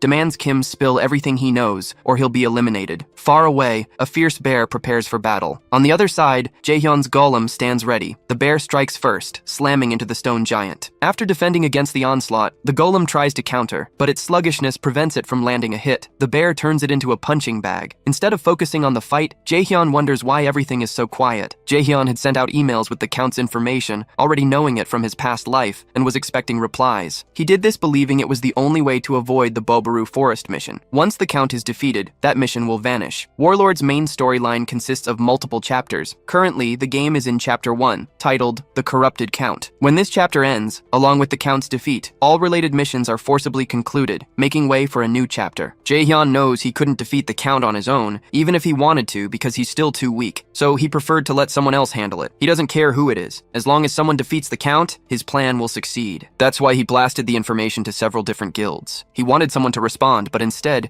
his system notified him that the Hydra Guild had started a live broadcast. Just then, his golem is slammed by the bear, on the verge of defeat, but Jaehyun intervenes, striking the monster. "I need to watch this broadcast in silence, so I don't want any noise bothering me," Jaehyun declares. With that, Jaehyun starts watching the live stream. A Hydra member announces they were the first to uncover the corrupted Count's identity and are planning a raid. They even have a date set. Jaehyun listens intently, hoping it's still this month, and when he hears the raid date, Jaehyun is utterly stunned. The Hydra Guild spokesperson reveals they've planned the raid for 3 days from now. Jaehyun is ecstatic. It's much sooner than he expected. He's so happy he can barely hold back his laughter. The golem's battle against the bear rages on. Meanwhile, Jaehyun figures the Hydra Guild must be in a hurry, knowing the intel has leaked. He doesn't care if Hydra defeats the Count. They've been ahead from the start and have enough players to clear the mission. All Jaehyun needs to do is wait for the mission to conclude, and things will look up for him. But everyone is stunned by how the raid unfolds. The news shocks everyone. The Hydra Guild has been utterly crushed. Watching from home, Jaehyun is in disbelief. He mutters,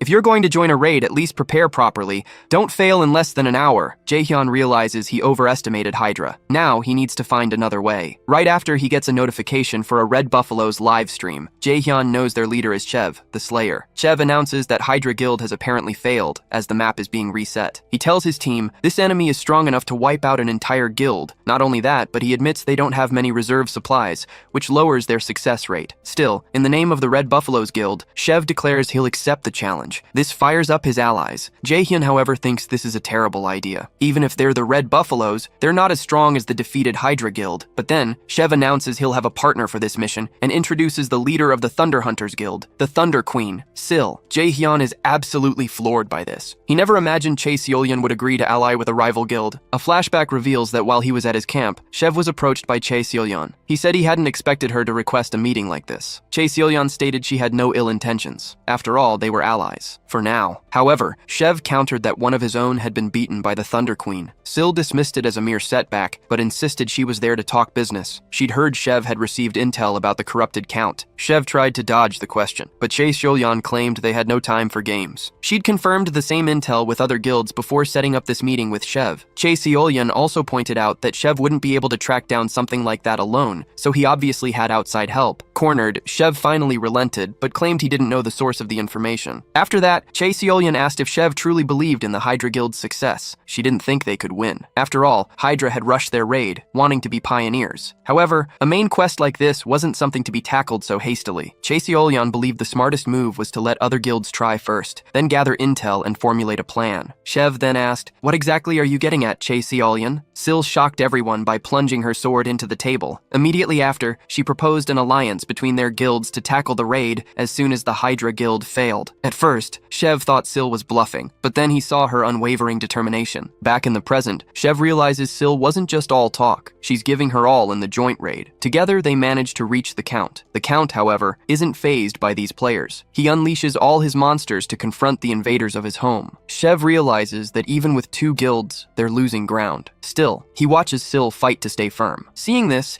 Shev vows to protect her. He tells the Thunder Queen to advance, promising to clear a path for her. With that, Syl pushes forward, leaving Shev to cover her rear. But as she charges towards the Count, the enemy sneers, asking how Syl dares to confront him. He unleashes a barrage of attacks at her, but she dodges every single one. It doesn't take long for Syl to close the distance. Syl tries to finish off the enemy, but she's caught off guard, struck by the Count. The Count wouldn't be defeated so easily. He managed to ensnare his target in a trap. Seeing this, Shev grows worried. However, Syl hasn't given up yet. She gathers her strength, slicing through the tentacles that bound her. Now, she's more determined than ever to defeat the enemy. Syl closes in, getting close enough to strike. With a mighty swing, she cleaves the Count in half with her sword. Shev is thrilled to see her succeed. He remarks that Syl is even more terrifying than he imagined. Everything was broadcast live, and Jaehyun was shocked to learn that Chae Seolyeon had defeated the Count. He was furious, but tried to console himself that the important thing was the Count's defeat. No matter who took the credit, Jaehyun wished his enemy would enjoy it while she could, claiming the Count would be her last victory. After all, he believed that in the end, his revenge would be complete. In the Bulka's Mountains, Jaehyun embarked on an adventure with his team. He knew that after his revival, his greatest goal was to exact revenge on those who had eliminated him. That's why Jaehyun ventured into increasingly dangerous locations, seeking the strength to achieve his objective. Hours earlier, on the same day, Jaehyun and his team arrived at the entrance to the Bulka's Mountains. But they found a blocked field, realizing they could only proceed after fulfilling a specific condition. Jaehyun knew this area would only be accessible in Warlords Chapter 2. So, once the Count's main quest was complete, he was able to enter without a hitch. Upon entering,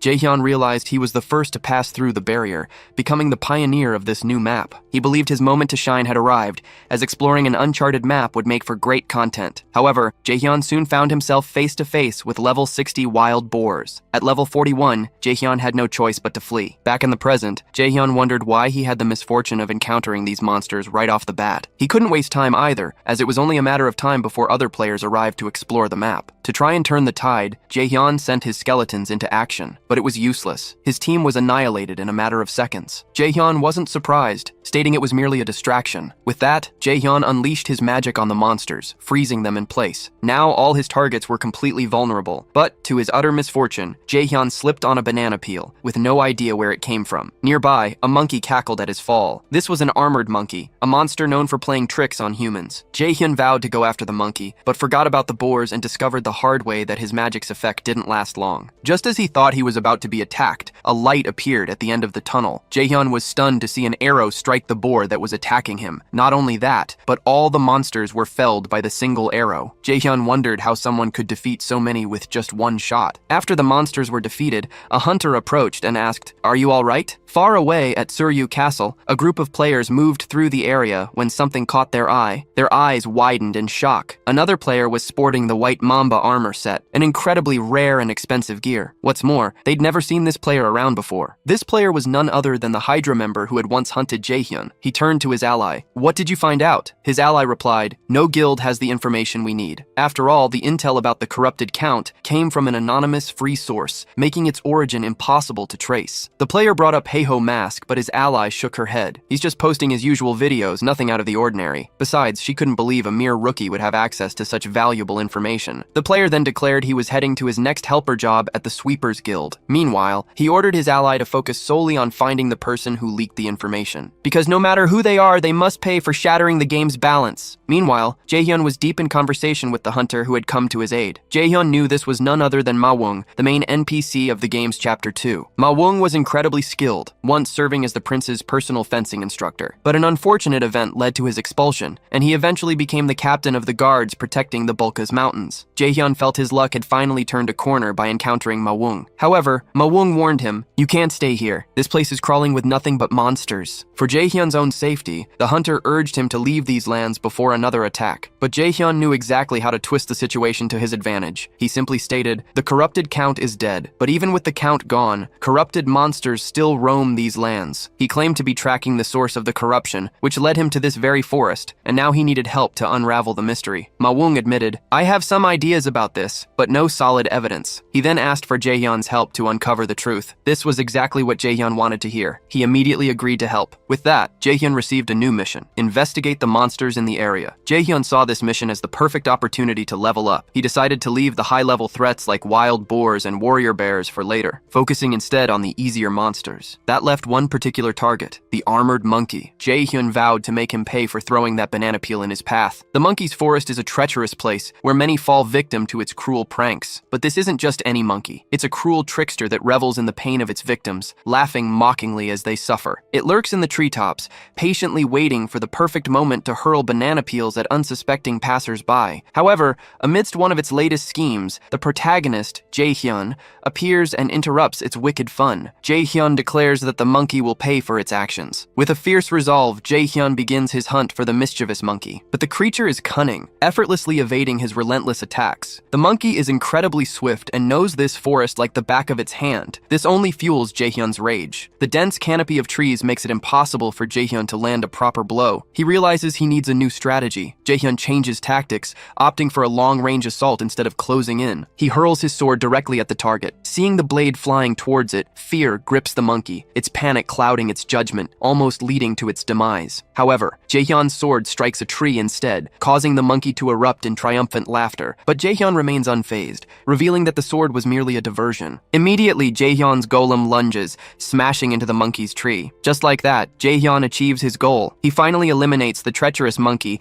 and earns the prestigious title of being the first to hunt an armored monkey. With this victory, Jaehyun decides it's time to hunt even more of these formidable creatures. Meanwhile, the world's attention is fixed on a single event: the two guildmasters who vanquished the corrupted count. These heroes are Shev of the Red Buffaloes and Syl of the Thunder Hunters. A reporter asks Syl if he has any words regarding his monumental achievement. With a charming smile, Syl humbly attributes his success to luck, promising to continue working hard for even greater results in the future. But as soon as she steps away from the blinding spotlights, Chae Seolyan's serious and focused demeanor returns. As they walk, Hahui praises her leader's performance, crediting Chae Seolyan for their group's survival and victory. Yet Chae Seolyan insists it was merely luck. She further claims their success was only possible with the crucial assistance of the Red Buffaloes Guild. Chae Seolyan, however, isn't dwelling on this victory. She's already concluded that for a truly complete triumph, she needs the skills of the Haho mask within her guild. Next, Chae Seolyan states she needs to speak with Hatch, but the princess questions why her leader would want to talk to that loser. Chae Seolyan simply replies that she needs to hunt something,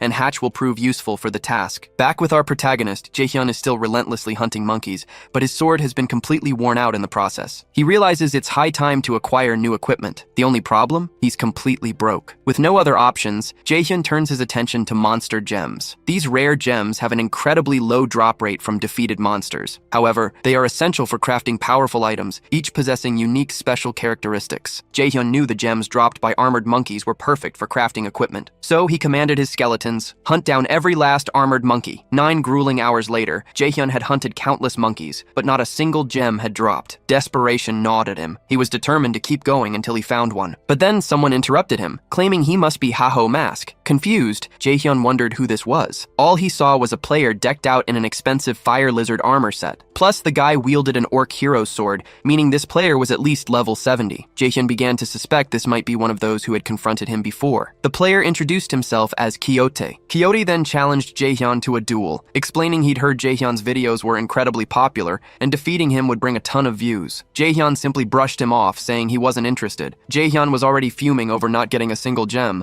and to make matters worse, some attention-seeking loser showed up to annoy him. However, Quixote pleaded for the duel, promising to pay 5,000 won if Haho accepted his challenge. Immediately, Jaehyun's attitude shifted. Now, the duel seemed worth it. As they prepared for the duel, Quixote grandly declared himself the hero of justice. He believed his talent always put him in the spotlight in every game he played, but when he started Warlord, everything changed. No one paid him any attention. Ever since he started hearing about the protagonist, it had piqued Quixote's interest. He wanted to know who this Haho mask was, and perhaps defeat the one who had stolen his beloved spotlight. Quixote also thought Haho had inferior levels and gear compared to his own, so he couldn't understand why someone like that got so much attention while he got none. Before encountering the protagonist, Quixote had been aimlessly wandering, desperate for the attention he felt he deserved. Then, by chance, he spotted Haho in the forest and was shocked to find the very person he was looking for. What truly caught his eye was Haho being in a blocked-off area, a place Quixote himself had only stumbled upon by sheer luck. look. At that moment, Kyoto realized if he recorded a video defeating the famous Haho mask, he could finally steal the spotlight for himself. Back in the present, Kyoto removed his armor, leaving only his helmet. Jaehyun, the protagonist, asked why he did that. Kyoto replied it was to balance the fight, making it fairer for Haho. He believed Haho was inferior due to his low level, and he'd also noticed the protagonist's sword had just shattered. Kyoto declared his desire for a fair duel, so no one could accuse him of winning solely because of his superior gear. He also warned Haho to give it his all because Kyoto wouldn't hold back. Kyoto gets tired of talking and lunges forward. The protagonist remarks that he can't take an opponent without clothes seriously. Regardless, Jaehyun deftly dodges the attacks. Kyoto, fuming, tells him to stop playing defense and fight for real. Jaehyun retorts that his opponent needs to earn his seriousness. Suddenly, Kyoto unleashes an ability, supercharging his attacks. He lands a devastating punch, sending Jaehyun sprawling. Jaehyun quickly realizes his foe used a booster, a warrior skill that grants a burst of speed. Not only that, but he sees that despite Kyoto's idiotic appearance, he's on a whole other level. Facing him head-on would be suicide. Jaehyun gets back on his feet, deciding to test another strategy. Kyoto, seeing this, declares that Haho is finally ready to fight seriously. Kyoto then dares him to unleash his best, confident he'll overcome every blow. His goal, after all, is to flaunt his superiority to everyone. Tired of waiting, Kyoto attacks again, using his booster. But Jaehyun retaliates, flinging dirt straight into Kyoto's eyes. Even through his helmet, Kyoto is momentarily blinded. In that instant, Jaehyun sweeps his legs. He knows his opponent is stronger, so his strategy isn't to match power, but to incapacitate Kyoto, leaving him open for a decisive strike. After taking a few hits, Kyoto snarls, calling Haho a coward. "Do you really plan to win by fighting dirty?" he demands. Jaehyun fires back. "This is a fight for survival. Unlike you, I don't care about honor. My only focus is victory, no matter what it takes." With that, he unleashes the recently acquired skills of the armored monkey, powering himself up. Instantly, Kyoto knows, if that attack lands, he's finished. Jaehyun warns, "You asked for this, Kyoto. Now face the consequences." However, at the last second, Kyoto surrenders. He unleashes his devastating strike, but it stops just short of Kyoto. Instead, the raw power dissipates into the surroundings. Terrified, Kyoto had forgotten he was in a game, genuinely believing he was about to die. Meanwhile, the protagonist is ecstatic about his victory and ready to claim his reward. Jaehyun explains that a 2-day logout penalty is brutal, which is why Kyoto surrendered just in time, spared by the promised payment. Kyoto finally removes his helmet, admitting Haho is far stronger than he ever imagined. He concedes defeat and hands over the promised 5,000. But that's not all. Kyoto also hands over his sword. Jaehyun is stunned. It's the hero orc's sword. Beyond its rarity, it boasts unique attributes, leaving the protagonist thrilled to receive such a priceless treasure. Kyoto tells Haho to consider it a symbol of gratitude. He admits he was so blinded by popularity that he never truly pushed himself to become strong. Kyoto adds that his fight against Haho opened his eyes, and from now on, he considers him a brother. Jaehyun thinks this guy might be an idiot, but he's got a good side too. Anyway, the protagonist declares he doesn't want to be anyone's brother and strikes Kyoto. Not only that, but Jaehyun orders his skeletons to finish off the opponent. After taking a brutal beating, Kyoto insists he still wants to be worthy of being Haho's brother and will grow stronger for it. He also says he's looking forward to the day they meet again. Jaehyun figures the guy must be crazy, but he's glad Kyoto's at least enjoying the game. Regardless, the duel wasn't a waste of time. The protagonist earned money and a new sword, so he no longer needs to hunt monkeys. Now Jaehyun believes he has enough to take on his next quest. However, he still thinks he could hunt the monkeys, convinced he's close to finding one with a gem. His skeletons try to stop him, sensing their master's obsession with the gem. A while later, Jaehyun reveals his latest achievements. He had defeated 950 armored monkeys, 104 rabid wolves, and 76 venomous lizards. Seeing this, Manhwa praises Jaehyun's performance and says the investigation is progressing thanks to him. But noticing Jaehyun's distracted expression, Manhwa asks if he's paying attention. Jaehyun apologizes, explaining he was just imagining what to do with his recently acquired money. Manhwa tells Jaehyun to focus, as the next mission will be exceptionally dangerous. He explains that a warrior bear has appeared near the mountain summit. Warrior bears are colossal monsters that wear armor and behave like human warriors. Manhwa states the mission is to discover where these monsters are getting their equipment, as it would help uncover more about the corrupted. In other words, Manhwa wants Jaehyun to defeat one of the bears and bring back one of its weapons. Manhwa acknowledges the difficulties and asks if Jaehyun can complete the mission alone. Jaehyun confidently says yes. After all, he knows how to handle these monsters. A short while while later, Jae-hyun is already on the mountain trail, but before continuing with the mission, he wants to spend some money. Jae-hyun opens his system to the auction window, looking to buy an item suitable for his current level. He spots a skeleton serpent set and finds it perfect for the occasion. Without hesitation, Jae-hyun buys the new armor set and equips it instantly. Jae-hyun celebrates having money to spend and imagines buying magic books with the leftover amount. Meanwhile, his skeletons grow hopeful, wanting new equipment too. Jae-hyun says he almost forgot about them and takes another look at the shop, but Jae-hyun quickly realizes he doesn't have enough money to equip everyone. He's surprised he spent so much so fast, but unfortunately he'll have to leave his team without upgrades for now. His allies wouldn't take that well, of course. Jae-hyun justified himself, saying it wasn't his fault the equipment was so expensive. Jae-hyun spotted boar monsters and figured he could get more money by defeating them. That was all the motivation his team needed to charge in. A while later, only one boar from the pack remained. Jae-hyun told his skeletons to finish it quickly. After all, if they wanted gear, they needed to hurry up. But then, someone else struck the boar first. Jae-hyun was caught off guard. Someone then asked Jae-hyun, "Who do you think you are, hunting here without permission?" They declared, "This area belongs to the Apollo Guild, and anyone who gets in our way is asking to die." The leader of the group introduced himself as Wang Jiang and threatened Jae-hyun. Jae-hyun, however, just thought they were a bunch of losers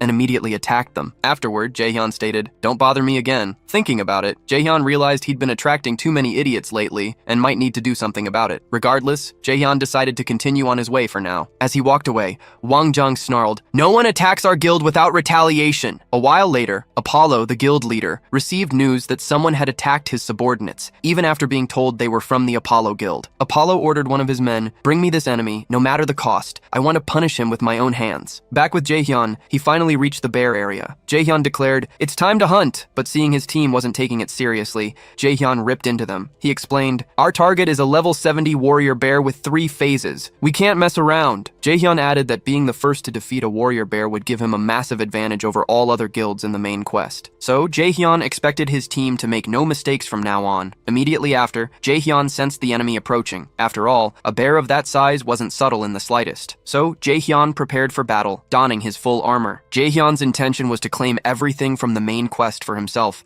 leaving nothing for anyone else. Nearby, Hatch spotted the Bulkas Mountains, hoping the Haho mask was still around. However, Hatch resented being sent to a place like this, believing himself to be an important person who shouldn't be chasing a mere rookie. Besides, Hatch didn't want to forcibly recruit anyone into his guild. That was a crime. Amidst his thoughts, Hatch was attacked by a boar. But as an experienced mage, Hatch incinerated the enemy. Hatch then thought he just wanted to finish the mission and get out of this place. Ballista Hatch was a respected ranker in his guild and believed that should be enough for him to be assigned better tasks than this. Jae-hyun remembers trying this exact raid 6 times in his past life with his guildmates, barely managing to defeat the monster. But this time, if he fails, someone else could snatch the main quest's leadership. To land a critical blow on the bear, Jae-hyun knows he needs to target the armor's seams, leaving the beast vulnerable. Armed with this foresight, he'd prepared specific skills just to take down this bear. Jae-hyun signals his skeletons, telling them to follow his lead. He's got a new passive skill, muscle modification. Once active, it lets him move at incredible speeds, but he's not used to this speed, overshooting his target and leaving his skeletons wide open. In a flash, the bear wiped them out. Frustration boils as Jae-hyun's plan crumbles. He tries to recover, to harness the speed to his advantage, but this is a power he hasn't fully mastered. He can't wield it effectively against the enemy. The bear strikes, forcing him to abandon the muscle boost. Still, Jae-hyun managed to rip off one side of the enemy's armor, yet he laments the skill proved useless. After all, he couldn't land hits on an enemy while moving slowly. All that's left is to dodge. Unable to go on the offensive, Jae-hyun decides to attack from a distance with bombs. The bear takes the blast, but it only enrages him further. Jae-hyun realizes this foe won't fall easily and gives up on direct damage. He heals up and summons his skeletons once more. His only option is to fight like a true necromancer. He tells his allies, this time, it'll be different. With that, Jae-hyun seizes the chance to summon his golem, and just like that, the giant answers his call. The golem immediately confronts the bear, much to its master's delight. Jae-hyun quickly casts a spell, hardening the golem's body. This traps the bear's sword, which it used to attack his ally for a moment. Now it's the skeleton's turn to strike. Disarmed and exposed, the bear becomes a much easier target. But Jae-hyun warns, this isn't the time to get careless. He adds, I still have an ace up my sleeve. Suddenly, both Jae-hyun and the bear are hit by a magical fire attack. Annoyed, Jae-hyun snaps that his ally was supposed to wait for him to get clear before attacking. Due to Jae-hyun's distraction,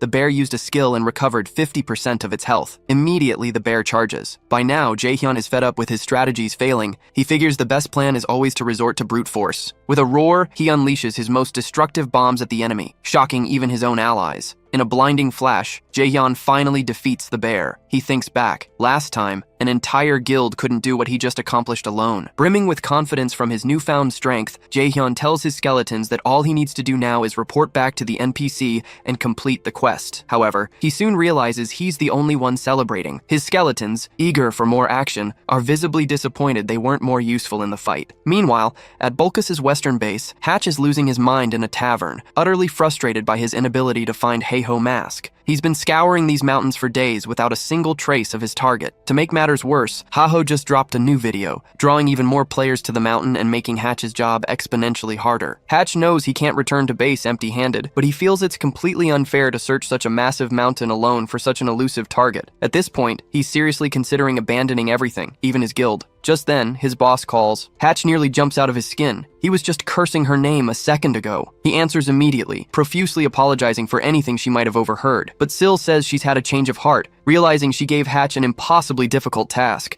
After all, searching an entire mountain alone is too much for anyone. She figures it must have been incredibly tough. Hatch instantly imagines he'll finally be able to return to base and escape these mountains. However, his boss's solution is to send someone to continue the search with Hatch. Syl claims that with an ally, Hatch will find the target faster, and working together, they'll be more efficient. The catch? Syl sent the one person who absolutely despises Hatch. Hahui storms onto the scene, furious, declaring that Hatch's incompetence forced her to come all the way out here. Hatch's heart sinks. His situation just went from bad to worse. He curses the world for this twist of fate. Sometime later, Jaehyun notices Bulkus is far more bustling than usual. He knew it was only a matter of time before this happened. Now, he decides to head back to Mawung while he's still the only one who knows about the NPC. Mid-journey, however, he's intercepted. Several members of the Apollo Guild stand in his path. Jaehyun immediately assumes they're out for revenge, so he challenges them to attack already, declaring he has no time to waste. But the men rush past him terrified, screaming for help. Jaehyun doesn't understand their reaction. He hasn't even done anything yet. Moments later, he sees the Apollo Guild soldiers getting struck down. Nearby, he spots the culprits behind the assault. The princess of the Thunder Hunters Guild and her ally were hunting and just stumbled upon their main target. Jaehyun recognized them instantly, but he never expected to find them in the forest. The princess, in turn, declares she's finally found Haho Mask. Hahui is the Thunder Hunters number 2. Though known as the princess, some nickname her Chihuahua for being short and fiery. She executes every order from her guild leader Syl without question, even if it means descending into the depths of hell. The other is the Thunder Hunters number 3 Hatch. He's also nicknamed Ballista because he's a genius mage who never lets a target escape. Jaehyun remembered how both of them had relentlessly hunted him in the past, and the last thing he wanted was a repeat performance in this life. He figured they were trying to recruit him into their guild. Even though he wanted to wipe them out right then and there, Jaehyun wasn't strong enough yet. In that case, he figured his best bet was to talk his way out of it. So Jaehyun played dumb, claiming he had no idea who this Haho Mask was. He reasoned that without proof, they couldn't possibly confirm he was Haho Mask. However, the princess immediately called him a liar. Hahui declared there was no way he wouldn't know Haho Mask, especially being in the Bulkus Mountains, since most people were there because of Haho's videos. Not only that, but she pointed out Jaehyun's clothes looked strikingly similar to Haho's, only fueling her suspicions. But Hatch cut his ally off, stating they had bigger problems. Hatch called Hahui an idiot, reminding her she'd destroyed an inn upon arrival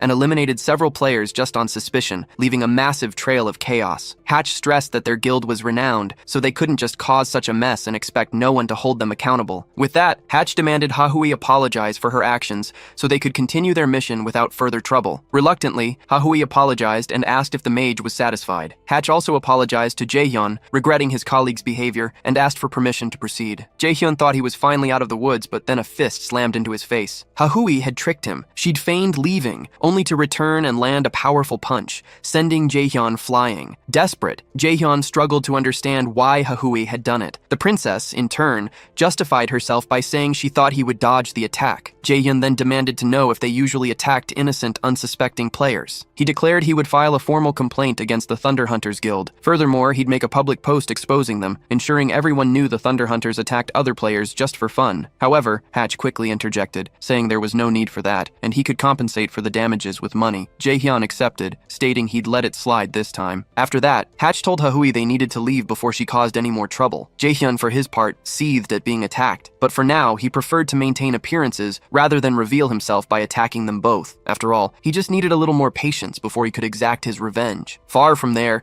Hatch reprimanded the princess for her actions, stressing the need to maintain the guild's reputation. but Hahui argued that players usually dodged such an attack instinctively. Hatch asked if she was blaming Jaehyun for not dodging her attack. The princess denied it, but pointed out that Jaehyun had only seemed annoyed by what happened, which she found highly suspicious. Regardless, Hatch pleaded with Hahui to behave from now on, insisting she not try anything like that again. Sometime later, Jaehyun went to Ma Wung, bringing a piece of the bear's armor. Ma Wung confirmed that something strange was indeed happening, and thanked Jaehyun for his help, admitting he wouldn't have discovered it without him. However, Jaehyun only cared about the next mission and was incredibly anxious, desperate not to be overtaken by other guilds. Anyway, the NPC appeared with a box and told Jaehyun to choose one of the items. Ma Wung explained these were maps he'd created for monster dungeons. To Jaehyun, this meant they were treasure maps, and by choosing one, he could go after the rewards. But as he handed over one of the maps, Ma Wung said he wanted a favor in return. Jaehyun immediately realized it wouldn't be as easy as he'd thought. The NPC revealed he'd heard rumors of armed monsters appearing in regions beyond the Bulkas Mountains, and needed Jaehyun to investigate. Jaehyun asked where he should look. Ma Wung said it was the Purung Forest, but seeing Jaehyun's expression, he realized he didn't like hearing that. Indeed, Jaehyun wasn't thrilled, but he agreed to go anyway. Outside, Jaehyun muttered that this place required level 90 to explore, meaning he'd have to level up on the way there. Jaehyun starts devising a plan to level up fast. He figures after defeating the warrior bear, he's ready for any challenge to gain levels. But amidst his thoughts, an unexpected visitor arrives. Shev, the Slayer, approaches Jaehyun and asks if he remembers him. Sometime later, Hatch calls his boss. He says he can't stand working with the princess anymore, but insists he's not giving up on the mission. Hatch warns that the Red Buffaloes have already taken control of Sura Canyon, and thinks it's better to drop this and focus on the main objective. After all, he doesn't want to keep trying to recruit someone who doesn't want to be their ally. Sil considers this and allows them to focus on the main mission, leaving Heiho Mask aside. But personally, she hasn't given up on recruiting him, believing the strongest are destined to meet. She believes Haho won't be able to run for long, so she just needs patience to find him. A while later, Jaehyun encounters a level 75 demonic goat, but he quickly deals with it, having put his skeletons to work. With that, Jaehyun celebrates finally reaching level 62 and believes he just needs to keep this up to soon head to Parung Forest. Meanwhile, several other players watch Jaehyun fight. These are Haho Mask fans, trying to get noticed by him. Obviously, Jaehyun hates this and tries to escape the unwanted attention as fast as he can. Jaehyun has been dealing with this more often than he'd like, as his videos are becoming increasingly popular. Despite enjoying the numbers and results, Jaehyun still hasn't gotten used to other players wanting to watch his next moves live. Because of this, he's surrounded every time he goes hunting and can barely progress due to the sheer number of players around him. So Jaehyun decides it's best to head to Sura Canyon right away, believing the high-level monsters there will deter people from following him. However, halfway there, he runs into Shev, the Slayer, who is thrilled to finally meet Jaehyun again. But for Jaehyun, this was the last thing he needed. Shev says Jaehyun is the guy he met in the starting village a while back, and he hasn't forgotten that day. After all, it's not every day he gets humiliated like that. Not only that, but Shev notices Jaehyun has evolved incredibly fast. Just a few months after their encounter in the starting village, he finds Jaehyun about to enter Sura Canyon. In turn, Jaehyun states that this canyon offers no challenge for a player like Shev, so he asks what he's doing there. Shev replies that his guild started taking control of Sura Canyon overnight, thinking it would be a good idea to have a base near the main mission. Not only that, but Shev had a hunch that Haho Mask would pass through this area, which is why he decided to wait at the entrance. Shev explains that after watching Haho's video defeating the warrior bear, he heard rumors of Haho being in the vicinity, so he's just strolling around. Then, Shev asks if Jaehyun is also curious about the identity of Haho Mask. Jaehyun quickly denies it and bolts from the spot. Once he's put some distance between them, Jaehyun wonders why everyone is suddenly after him. First Sil, now Shev, two powerful guild leaders are hunting the same person, Haho Mask. Jaehyun realizes that at this rate, he'll never level up as he needs to, and he can't just leave the region, because his crucial quest is right here. Amidst his growing frustration, Jaehyun remembers the map he received from Ma Wung. He recalls it was a dungeon map, and this could be his perfect escape. Rare dungeons are usually hidden in inaccessible places, but with a map, everything changes. Upon reaching the designated spot, Jaehyun knows it won't be easy, but he believes the potential rewards are worth the risk. At least, he hopes so. He then takes a deep breath and dives, as his destination lies beneath the water's surface. As he swims deeper, he spots a hidden cave entrance. But the entrance is still too far, and fear grips him as his lungs burn, threatening to give out before he can reach it. But in the absolute last second, Jaehyun bursts into the cave. He's made it. The secret dungeon, marked on his map, is finally before him. Jaehyun figures the best way to escape prying eyes is to go somewhere utterly untraceable, and that's exactly what he's done. After all, this is a hidden dungeon, accessible only with a specific map, a map that, for now, only he possesses. Plus, he expects to find unique monsters here, likely powerful foes that will push him to his limits. After a short walk, Jaehyun spots something and feels a surge of apprehension, wondering what awaits him. However, his excitement quickly deflates when he sees it's just a measly slime. He'd been expecting something far more formidable. Furious, Jaehyun mutters, "Why is there only a pathetic slime in a hidden dungeon like this?" But then, the slime begins to morph, its form twisting as it emanates an intense, fiery glow. Jaehyun immediately suspects a spirit monster is nearby. These types of monsters are incredibly rare in Warlord. Their drops are crucial for crafting elemental artifacts, making them highly sought after. This means Jaehyun could get seriously rich by selling just one of their drops. Without hesitation, Jaehyun commands his skeletons to attack. But as the slime senses danger, it lets out a piercing cry for help. The cavern begins to tremble violently, and right beside the slime, a massive flaming salamander erupts into existence. Jaehyun is utterly terrified. To make matters worse, the salamander immediately spews a torrent of fire in his direction, forcing Jaehyun and his team to scramble for cover and flee. Jaehyun couldn't believe an attack of this scale was happening in such a confined space. To prevent things from escalating, he had no choice but to resolve the situation fast. Luckily, Jaehyun had a trick up his sleeve. He activated the Helmet of Madness magic, combined it with bone armor, and then finally, the Black Orc Skull, an item Jaehyun had spent a fortune on, was applied to one of his skeletons. With everything combined, Jaehyun forged a powerful skeleton knight and commanded his new ally to confront the enemy. His knight charged the salamander. Before it could even react, the skeleton knight struck, obliterating both the salamander and its slime minion. Jaehyun was thrilled to finally have such a formidable ally under his command. No sooner had the first salamander fallen than a new horde surged forward. The horde charged straight for Jaehyun, but Jaehyun remained unfazed. After all, he had a powerful ally by his side. He simply ordered his skeleton warrior to attack. In an instant, his skeleton effortlessly wiped out the entire enemy horde, and Jaehyun's system flashed a victory alert. His newly upgraded skeleton was admired by the others. However, Jaehyun could only think about how much easier his future battles would be. Now that he'd upgraded one of his skeletons, Jaehyun could send it to fight in his stead whenever needed, allowing him to rest and watch. Not only that, but the salamander essence Jaehyun collected proved far more valuable than he'd anticipated. Jaehyun realized it was only a matter of time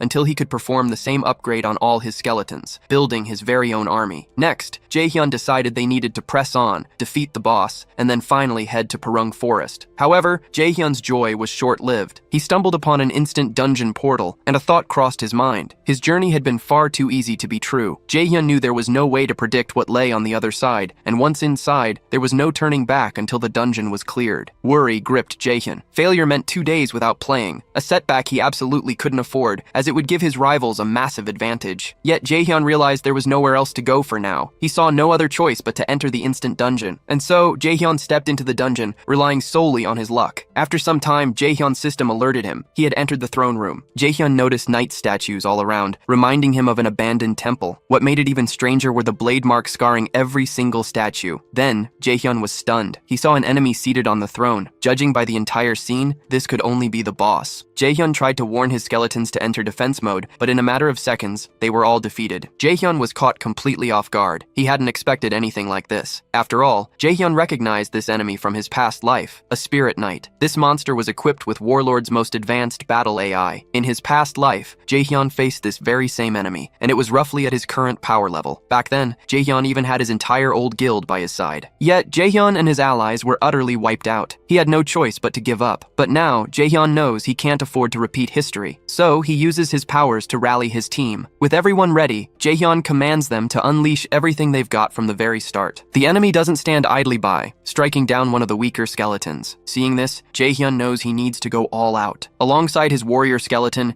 he launches himself at the foe. Meanwhile, a smaller skeleton flanks the monster from behind, landing a hit on its back. But the expected result? No dice. Jaehyun snaps at his ally, yelling, "Get out of there now!" But the warning comes too late, and the skeleton is blasted head-on. Jaehyun realizes the enemy was critically struck, yet it shrugged it off. Instead, the monster activated its defense mechanism, pushing them back. At this point, Jaehyun understands that normal skeletons or golems will be useless against this beast, leaving him stumped on how to proceed. Amidst this chaos, Jaehyun flashes back to his past. He was once asked why he attacked a monster 4 times his strength. Jaehyun admitted he didn't really know. He just thought he wouldn't get dinner if he didn't defeat the enemy, so he attacked. His old ally was absolutely stunned by that answer. Snapping back to the present, Jaehyun realizes he's never been a cold, calculating type. From his past life, his actions were always impulsive, and it's no different now. So, he concludes, if he can't land a critical blow, he just needs to to chip away at the enemy until it falls. With that resolve, Jaehyun unleashes a furious assault, hoping to secure victory. But the enemy suddenly outpaces Jaehyun, swinging its sword to strike him down. Just when the foe thought it had him, Jaehyun surprises it, declaring, "You're not as fast as you think." Immediately after, the warrior skeleton strikes the enemy from behind, and with a precise blow, manages to disarm the monster. Jaehyun realizes he's finally made a breakthrough. Now he just needs to keep up the intense fight so he can enjoy a peaceful dinner. Over in Sura Canyon Village, Chev remarks that this place is thriving better than expected. Yell explains it's all thanks to their guild's control over the area. Plus, they've secured a solid supply route to ensure nothing runs out. Hearing this, Chev muses that maybe they've done enough for the Haho mask to finally show up. His ally tells him Chev is obsessed with this guy and doesn't understand what's so special about hunting low-level monsters. Chev explains that for them, seasoned players, these monsters are low-level. But for Haho, he faced enemies way out of his league and still won. Chev adds that in this game, only two kinds of players pull that off: lunatics or natural-born warriors. And to Chev, Haho is both, which is why he's so captivated by him. Back to our protagonist, the enemy, wounded, summons a new arm of fire to replace the original. Jaehyun finds this infuriating. Now he'll have even more work to do to defeat him. Still, Jaehyun charges into the fray once more, his ally right beside him. In turn,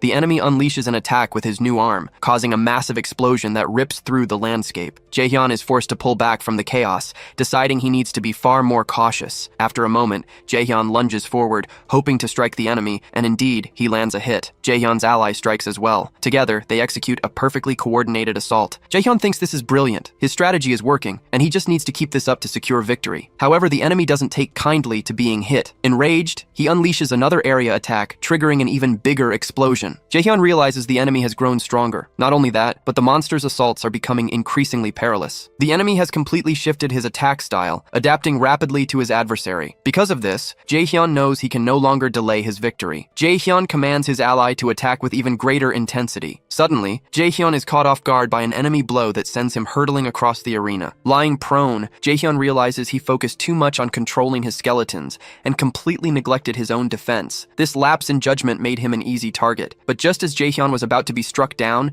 his ally intervenes, taking the devastating blow in his stead. Jaehyun is stunned. He never expected to witness such a sacrifice. Regardless, his ally served his master to the very end, granting Jaehyun a new chance to continue the fight. Enraged, Jaehyun springs to his feet and hurls a barrage of bombs at the enemy. The foe is hit, but incredibly, he remains standing. So, Jaehyun returns to close quarters combat, thinking he just needs to endure a little longer. Jaehyun unleashes more bombs, but it's not enough. He has to keep going. But the enemy strikes back, surprising him again, charging straight at Jaehyun, intent on finishing him off for good. Jaehyun explains that spirit monsters aren't easily damaged by magic, and he knew this when he launched his attack. That's why he mixed fragments of his fallen skeletons into the bomb's magic. With a surge of power, he activates his skill for a maximum skeleton summon. Jaehyun believes this is the monster's end. There's no escape this time. With a precise strike, Jaehyun lands a direct hit on the enemy. Immediately, his system confirms his victory. And then, a level-up notification flashes. For a brief moment, Jaehyun remembers how his past team blamed him for their defeat against the Spirit Knight. But now, he has allies who support him instead of judging him. Even though they aren't human, his skeletons prove more loyal than many people he's met. He realizes this life is vastly different from his previous one. Jaehyun takes a moment to thank his team for their performance. But even after defeating the boss, the dungeon exit hasn't appeared. He suspects there might be another enemy lurking nearby. Something catches Jaehyun's eye. He spots an opening to a randomly appearing reward room. Jaehyun immediately dashes towards it, grateful for this unexpected chance. Excited, Jaehyun wonders what he'll get for defeating such a tough monster, but he's surprised to receive only an old book. He recognizes it as a research logbook about an ancient power. It's not entirely bad, but he's already read this book in his past life. He even memorized it. This makes the item useless to Jaehyun, and he laments not getting gold or equipment instead. However, he then spots something shining and wonders what it could be. Sometime later, Jaehyun is already in the Perung forest. He figures he's leveled up enough, and now it's time to return to the main quest. Not only has Jaehyun grown stronger, but his team has too. After all, he gave all his allies a significant upgrade, and now Jaehyun notices everyone is incredibly hyped. Jaehyun thinks he can't blame them. Even he didn't expect to find that in the reward room. Jaehyun discovered a skill that lets him equip his own gear onto his summons. experience, meaning he can continuously upgrade both his equipment and his allies. This didn't come cheap. Jaehyun had to spend a fortune on better gear, but Jaehyun believes it will be worth it in the end, telling his skeletons, "Make it count." Amidst all this, some players appear, congratulating Haho Mask on his achievements, saying he's exactly as the rumors describe. They declare, "We live for romance and we die for romance, for we are the outlaw romantics, also known as the R2 family." Jaehyun, for his part, concludes that he's encountering more and more weirdos in the game. It's moments like these that make him consider logging off for a while. Jaehyun tries to go about his business normally, but the romantics group follows him, saying, "Haho, you're walking too fast." They ask Jaehyun to slow down a bit. "Otherwise, we won't be able to keep up with you for long." Furious, Jaehyun snaps, "Leave me alone." However, the romantics insist that Jaehyun still hasn't answered if he'll accept their guild's offer. They explain that the R2 guild is training to reach level 100 and then enter the Purung forest, but they claim the monsters are too strong, beyond their capabilities. That's why they're looking for strong people to recruit into the guild, and they ask, "Why won't Haho join us?" The romantics persistently try to convince Jaehyun, claiming that only someone as strong as him can keep the guild's romance protected. Sometime later, Jaehyun settles the score. He thrashes the players, declaring he'd never join them and couldn't care less about their romance nonsense. Jaehyun also warns them he works alone, and if they ever follow him again, he won't go easy on them like this time. After Jaehyun leaves, the players lament his refusal, seeing him as their guild's last hope against the Toon Guild. That rival guild had trapped them in a tree just because they thought they were weirdos. But now, one of the romantics reveals the Toon Guild is actually asking for help. Back to Jaehyun, he's facing a new enemy. This time, it's a giant ogre. However, Jaehyun isn't alone. His team is with him, and together they charge the enemy. With a single strike, Jaehyun obliterates the monster. He's far stronger than before. Not only that, but Jaehyun has already taken down over 50 ogres just like it. Ever since he defeated the Spirit Knight, most monsters have become trivial for Jaehyun. Jaehyun doesn't mind. After all, he's evolving rapidly. Amidst all this, Jaehyun remembers receiving a quest to find traces of armored monsters in the forest. However, he hasn't found any such monsters yet, nor has he made progress on the main quest. Jaehyun knows he can't waste time. Other guilds have already started the main quest and could complete it soon. In that case, Jaehyun realizes he needs to gain an advantage and considers perhaps asking for information from those who approach him before beating them up. Still, Jaehyun would rather log out of the game than work with the idiots from the R2 guild. Suddenly, Jaehyun hears an explosion and wonders what kind of monster could cause such a massive commotion. But then, an idea strikes Jaehyun, and he thinks he can turn this situation to his advantage. Not far from there, members of the R2 guild are in a fierce battle. They were ambushed by a horde of armored ogres and now have no idea how to cope. These monsters are simply too strong for them. What's more, their armor is incredibly tough, making the situation even harder. But beyond the vast army of enemies, a larger ogre commands the rest. A monster intelligent enough to command an army is truly unprecedented. Regardless, the group's leader orders a coordinated attack. Immediately, the leader's team summons a wall of fire to slow the enemy's advance. The others express their concern to the leader. They're protecting the heavily weakened Toon Guild and believe Toon won't last much longer. They conclude the best strategy would be to retreat while the R2 Guild can still stand. The leader agrees that's the most sensible course of action. He recalls once asking the Toon Guild for help, but they left them high and dry, refusing to join a bunch of weirdos. Even so, the leader decides to help. So, the leader tells his companions to use all their remaining mana to create an escape route and flee with the Toon Guild. The leader states they know all too well what it's like to be abandoned when you need help. Therefore, the leader refuses to abandon those who need them, even if it's the Toon Guild. Then, the leader tells his companions to go help the Toon Guild members while he holds off the enemies. The leader charges forward, declaring he won't let anyone past him. He attacks one of the monsters, thinking he just needs to hold on long enough for the others to be safe. But then, the leader gets struck head-on by an enemy and realizes he's no match for these monsters. With death staring him down, he knows he isn't strong enough to win. But amidst the despair, a light appears at the end of the tunnel. Jaehyun arrives, immediately calling out the leader's foolishness. However, Jaehyun makes it clear he isn't there to save him, so the leader shouldn't get the wrong idea and definitely shouldn't try to steal Jaehyun's monsters. Jaehyun quickly takes control, unleashing his skeletons into action. His group attacks the armored ogres. Seeing this, the R2 leader wonders, can familiars really move like that? He realizes Haho is no ordinary necromancer. His skills are out of this world. This only fuels the curiosity about who Haho truly is. Jaehyun wasn't there to chat. He leaves his group to handle the monsters and quickly defeats the ogre squad. But now, Jaehyun faces the army leader. He tells the enemy, don't mourn your army too much because you're about to join them. Before that, Jaehyun orders his skeletons to clear the other players out of the way. Challenged, the monster charges forward, glaring at the protagonist, consumed by hatred over what happened to his army. The R2 guild leader, however, doubts Haho's victory, deeming the monster far too powerful. Just then, a Toon Guild member chimes in, pointing out the monster's black and red eyes. They signify it's corrupted, tied to the main quest. Corrupted monsters monsters are typically 3 times stronger than normal ones. So, even with Heiho's fame for taking down tough foes,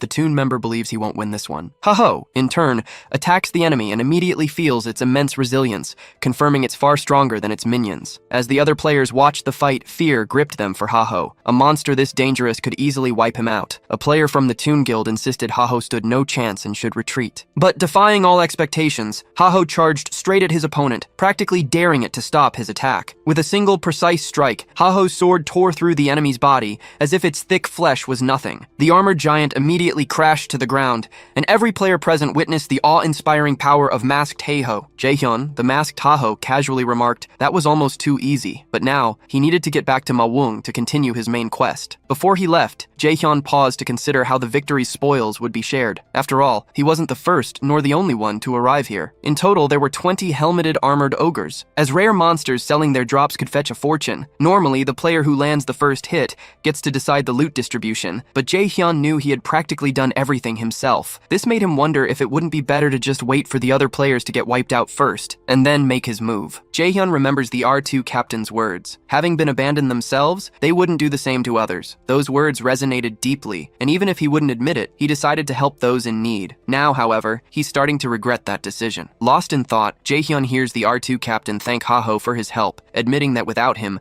no one would have survived. But then, the captain declares he won't let Haho just walk away. Jaehyun immediately assumes they're after the loot drops. What else matters in this game? But to his utter surprise, all they wanted was a photo with masked Haho, proof they'd raided alongside him. When the topic of battle loot comes up, the R2 captain asks if the Toon Guild needs any specific items. A Toon member quickly says yes, pointing out the items are worth a fortune. But the R2 leader interjects, arguing they wouldn't be so petty as to demand anything from the one who saved their lives. With that, the R2 leader convinces his ally that masked Heiho should take all the battle loot. Jaehyun is utterly stunned by their reaction, thinking, these guys are seriously not normal. Sometime later, Jaehyun continues his journey, but throughout his travels, the R2 Guild's offer keeps replaying in his mind. Jaehyun realizes that even if they seemed like a bunch of idiots, playing alongside them might actually be fun, but he knows he can't. If he did, he'd never achieve his goals. After all, his mission is to stand against Warlord's 30 strongest guilds, and Jaehyun refuses to drag anyone else into that fight. So, he's content to fight alongside his skeletons, eager to complete the main quest. Meanwhile, elsewhere, a massive bear falls. Syl, leading her team, lands the killing blow, showcasing her incredible skill to her allies. The princess approaches Syl, beaming. "You were incredible, as always," she praises. But unlike the princess, the mage shatters the celebratory mood. The Triple Wing Guild and the Big Smile Guild are at war, he reveals. These are 2 of the top 3 guilds, and the conflict ignited when a Big Smile official clashed with a Triple Wing member during a raid. Since then, both guilds have poured immense resources into the fight, but Big Smile is clearly losing. Syl thinks it's foolish to start a war during a crucial main quest period. Still, she secretly hopes at least one of those guilds collapses after the conflict, one less rival to worry about. The wizard, however, has more to say. Heiho Mask defeated an armored ogre and is now ahead in the main quest. To everyone's surprise, Syl isn't furious. Instead, she's pleased with the news. She simply says they need to speed things up so they don't fall behind. So, Syl orders her allies to accept Mawung's next quest, determined to ensure her guild reaches the second chapter of the main quest. Sometime later, at Bangsu Castle, a Himbri comments that it's been a while since he last saw his apprentice. Jaehyun, meanwhile, wonders what this NPC is doing here. The wizard Ahimbri says he has something to deliver to his apprentice. He reveals the order's secret ring, declaring Jaehyun worthy of the item. However, Jaehyun isn't happy. In fact, he thinks things were going perfectly until the wizard showed up. Earlier that same day, Jaehyun received an invitation to join the secret order. Mawung invited him, but warned him to think carefully, as a member of the secret order must be willing to sacrifice his life for the organization. Jaehyun claimed he wasn't afraid to risk his life fighting evil, but deep down, all he could think about were the benefits the invitation would bring. Regardless, Mawung agreed to recruit him, sparking Jaehyun's hopes of finally receiving the order's ring. But then Mawung told Jaehyun to go find his mentor,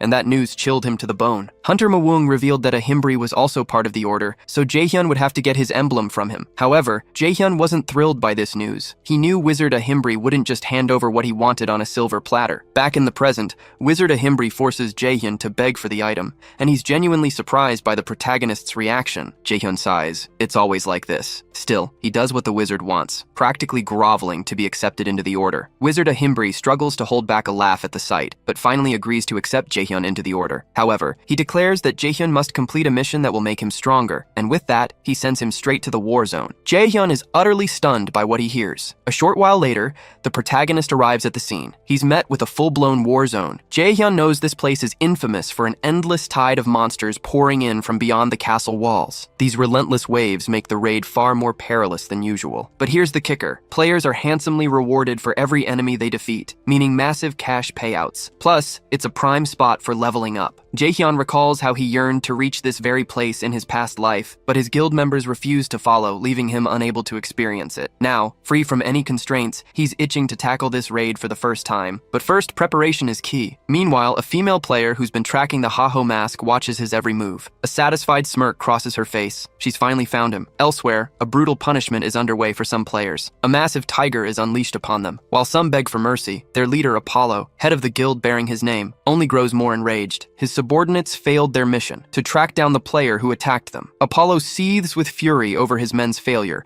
demanding to know why they couldn't get the job done. One subordinate explains that the Thunder Hunters interfered, making it impossible to fight against such powerful players. He adds that the Thunder Hunters are reportedly trying to recruit this rookie into their guild. Apollo scoffs, claiming this rookie is probably just acting arrogant because he's backed by one of the top 30 guilds. But Apollo has a plan. He contacts Heavy Bean, an officer from the Smile Guild. Apollo explains he needs a favor. He wants to teach the player known as Heiho Mask a harsh lesson. Heavy Bean asks what Apollo's beef is with this rookie. Apollo fumes, explaining that the Haho Mask attacked his men and didn't even bother to apologize. In short, Apollo felt utterly humiliated by the act and now demands revenge. Heavy Bean, however, finds the reason utterly petty. He flatly refuses, stating his guild has no business getting involved in such a trivial matter. With no other choice, Apollo declares he's cutting off the Smile Guild's sponsorship, effective immediately. He claims it was his sponsorship that propelled the Smile Guild into the top 30. But since he can't count on their support when it matters, there's no reason to keep funding an ungrateful guild. Furious, Heavy Bean realizes he'll have to give in, even if he doesn't want to. He tells Apollo he'll help teach Heiho Mask a lesson. He also promises to report back once it's done. But the moment Heavy Bean hangs up, he spirals into a panic. Heavy Bean thinks refusing the request would cripple his guild's funds, but attacking Haho Mask would shatter his reputation. Both options are terrible. Amidst his despair, someone appears, asking what's wrong. It's Cho Woo-rung, a reserve affiliate of the Smile Guild, asking if her superior needs a volunteer to take down Heiho Mask. Heavy Bean realizes this girl isn't an official guild member, so she might be useful in this tricky situation. He asks if she can do it. Cho replies that she owes Heavy Bean her life, and to repay him properly, she will eliminate Heiho Mask. Speaking of Heiho Mask, our protagonist is about to enter the new area. One of the guards announces that all participants must report to the castle gate. Immediately, numerous players prepare to enter. Then, an NPC steps forward. It's Bagel, the administrative captain of Turb Castle Wall, who tells all players about to enter to be prepared. Jaehyun is surprised to find this place even has a main NPC. Bagel explains that beyond the walls lies a true war zone, and the castle gate will only reopen after 144 hours. The reward will be based on the number of monsters each player eliminates, and they can only return when the gate reopens. So, they must keep that in mind. Furthermore, the NPC reveals a special quest for them. The quest? Defeat the Blue Giant, a mutant appearing in the war zone with a unique skill book as the reward. Jaehyun's eyes practically gleam at this revelation. A book like that guarantees a unique skill. This is something Jaehyun only ever heard about in his past life, but now he has a chance to obtain such an item. However, looking at the other players, Jaehyun realizes he's not the only one eyeing the special reward. Basically, everyone present covets this book, and they know that to get it, they might even have to eliminate other players. However, they all realize that the strongest among them is Haho Mask. This makes it clear, the biggest challenge won't be defeating the Blue Giant, but getting to it before Haho Mask does. Regardless, the gate swings open, and immediately, Jaehyun blasts off at top speed, determined to be first. With that, Jaehyun leaves the other players in despair. But amidst the chaos, Cho Woo-rung steps forward with an idea. One player scoffs, saying Cho is just a rookie, so there's no reason to listen to her. Not only that, but he also tells Cho not to get in everyone else's way. In response, Cho Woo-rung demonstrates her superiority by effortlessly taking down the insolent player. Cho tells the others not to get so worked up. She also states that she doesn't care about the book. Her only goal is to eliminate Haho Mask. Cho claims she'll give the book to whoever helps her. That way, everyone wins. She believes it's a good deal for everyone. Not far off, Jae-hyun spots everything. He realizes some players have formed an alliance to take him down. While he didn't think he'd lose to this group, Jae-hyun didn't want any unnecessary trouble while he was here, but he had no choice but to deal with the situation. Meanwhile, Cho believed she had gathered enough players for her group, doubting Haho could defeat so many. She was certain her victory was guaranteed. Not only that, but Cho imagined that by winning, her mentor would finally recognize her talents and grant her an official spot in the Big Grin Guild. Once she got in, Cho pictured having her own subordinates. She'd make them fulfill her every whim. She'd be a true boss, and with that, Cho could have anything she desired. Suddenly, one of her allies called out to Cho. Cho had been so lost in her thoughts that she hadn't seen the monsters approaching. Snapping back to reality, Cho ordered the others to take an attack formation. However, an ally pointed out that there were more monsters than usual surrounding them. Cho realized this was true. They couldn't hold this formation for long. Amidst the chaos, Cho spotted Haho, the masked one. Jae-hyun decided to tackle his problem creatively. He drew the monsters' attention to himself, then unleashed them straight onto his enemies. Seeing this, Cho was stunned. Haho's unexpected strategy had caught her completely off guard. The other players were attacked, and some fell into despair as they watched their comrades drop. The players told Cho they wouldn't last much longer. They thought it best to retreat rather than try to face so many monsters. Cho, in turn, realized her plan was ruined. She had planned to ambush Haho during the raid, but she was the one who had fallen into a trap. Still, Cho stood firm, declaring that once the lure faded, the monsters would calm down. She also told the others to hold out as long as they could, and in the meantime, she herself would deal with Haho, the masked one. Cho figured the small fry would serve as a distraction while she handled the bigger problem. With that, Cho charged straight at Jae-hyun, attacking him immediately and forcing the protagonist away from his team. As she got closer, Cho challenged Haho to a duel, but Jae-hyun said he wouldn't accept so easily. He knew he was facing the leader of the group hunting him, so he asked Cho if she knew who she was dealing with. Jae-hyun, for his part, claimed he didn't know Cho from anywhere. He found it strange that someone he'd never met was trying to eliminate him. Cho knew she couldn't reveal her connection to the Big Grin Guild, so she claimed she only wanted to eliminate Jae-hyun for his skill book. However, the protagonist wasn't convinced by her words. As he attacked, Jae-hyun called Cho a liar. He stated that it was clear from her face that she didn't care about the book at all. Cho neither confirmed nor denied it. Instead, she simply fought her opponent, trying not to fall for his provocations. Jae-hyun, on the other hand, realizes Cho's moves aren't bad at all, meaning he might have to unleash his necromancer skills. He hurls a bone bomb, but as it explodes, Cho deftly dodges it. Jae-hyun states that someone so skilled couldn't possibly be unknown, then asks Cho which guild she belongs to. Cho refuses to reveal anything, declaring she'll satisfy Haho's curiosity in a different way. Next, Cho pulls out battle gear from her inventory. Jae-hyun notices his opponent is donning her armor, a clear sign she's taking this fight seriously. He realizes that even if he eliminates Cho, he won't learn anything about her. Yet, he knows he can't afford to play around with an opponent like her. In this situation, Jae-hyun has no choice but to fight for real. Cho declares, "I won't go easy on you, Jae-hyun." But then, Cho spots several skeletons watching them. Jae-hyun tells her not to worry, explaining he ordered his allies not to interfere in this fight. Cho asks, "Why did you do that?" The protagonist replies that Cho challenged him to a duel. Therefore,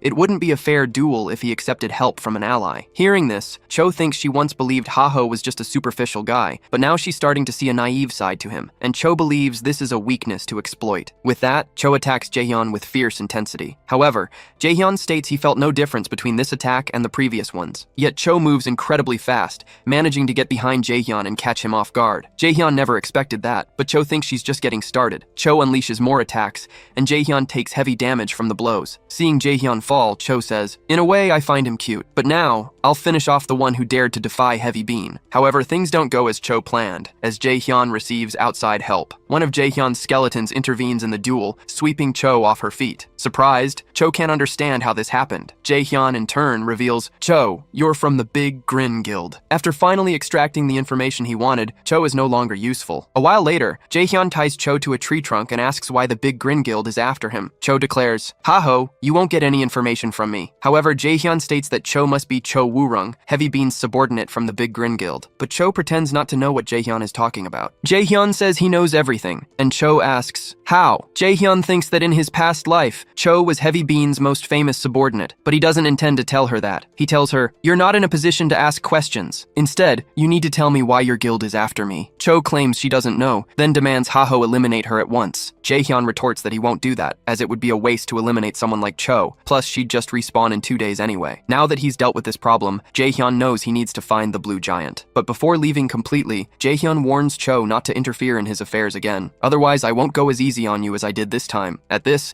Cho realizes Haho was a step ahead of her from the start, as Jaehyun used the exact strategy Cho had planned, luring monsters and setting an ambush. A mix of fear and admiration grips Cho as she wonders who this guy truly is. Cho then says Haho is bold for trying to flirt with her, and she feels strange because that's never happened before. Sometime later, Cho reported to his boss that he failed to eliminate Heiho, the masked one. Heavy Bean told Cho he did what he could, but now he needed to rest. After hanging up and hearing Cho's excuses, Heavy Bean was gripped by despair. The person he trusted most had failed to eliminate Heiho. But looking on the bright side, Heavy Bean figured Apollo didn't know yet, so he could try another mission. However, just then, Heavy Bean received a call from Apollo. Apollo declared that the news of one of the top 30 guilds being defeated by a rookie player was simply unacceptable. Otherwise, it would utterly shatter the guild's reputation. This was the last thing Heavy Bean wanted to hear, and now, genuine rage began to simmer within him for Haho. Speaking of Haho, the protagonist felt an unsettling prickle, as if someone was bad-mouthing him, and he couldn't understand why. After defeating Cho, Jaehyun learned a lot about her. Though he wanted to ask more, Jaehyun was running out of time. His main objective was to be the first to reach the Blue Giant. With that,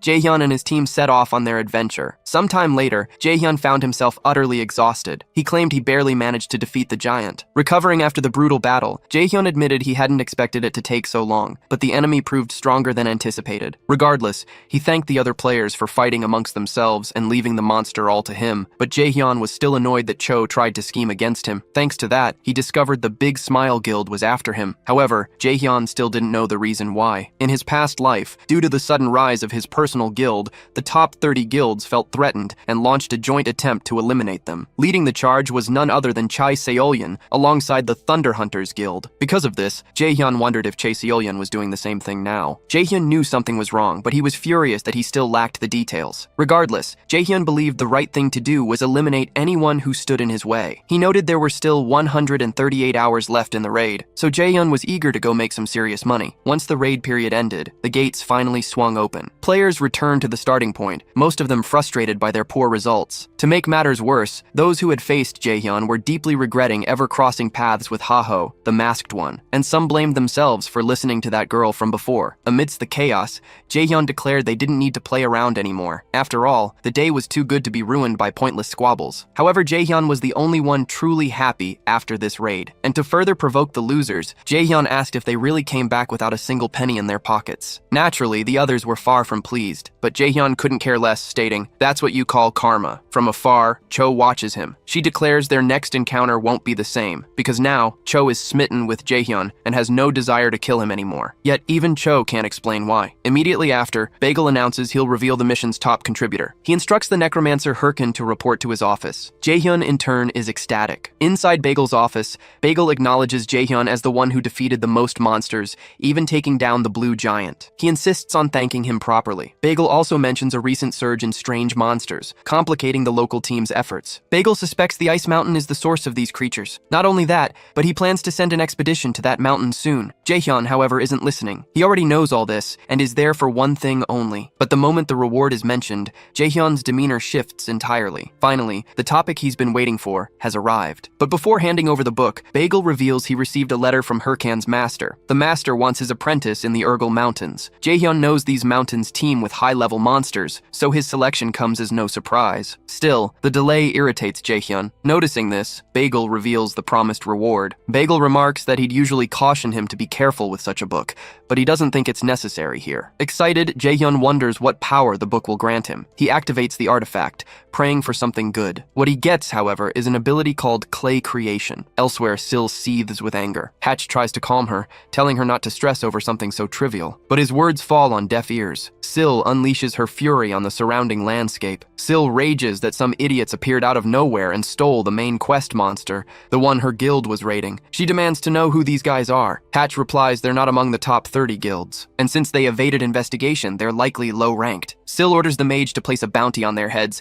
ensuring no one else is around when the monster reappears. Even without knowing their identities, Syl knows they stole what was hers. She vows to eliminate everyone responsible. Meanwhile, another player questions if their actions weren't too ruthless. ruthless. He admits stealing the monster from the Thunder Hunters was incredibly dangerous, a feat they barely pulled off. His ally counters that there was no other way. The Thunder Hunters were faster than they anticipated. The player suggests they simply eliminate all competitors next time, but his ally warns that would expose their identities, putting them at risk. The group's leader, in turn, reinforces this, declaring their goal is to rebalance the game through darkness itself. Finally, his name is revealed: Singlet, leader of the Workers' Guild. Richard, the player from before, states he'll follow the plan. Mikkel, their allied player, declares she'll also follow her guild's intentions. Weaver, one of the guild's affiliates, agrees. However, one of the members present, Momo, points out that Heiho Mask is completing the main quest faster than them, blaming Singlet for it. The leader retorts that their urgent goal is to stop the 30 largest guilds from winning, and he'll deal with Heiho Mask after that's resolved. Mikkel cuts in,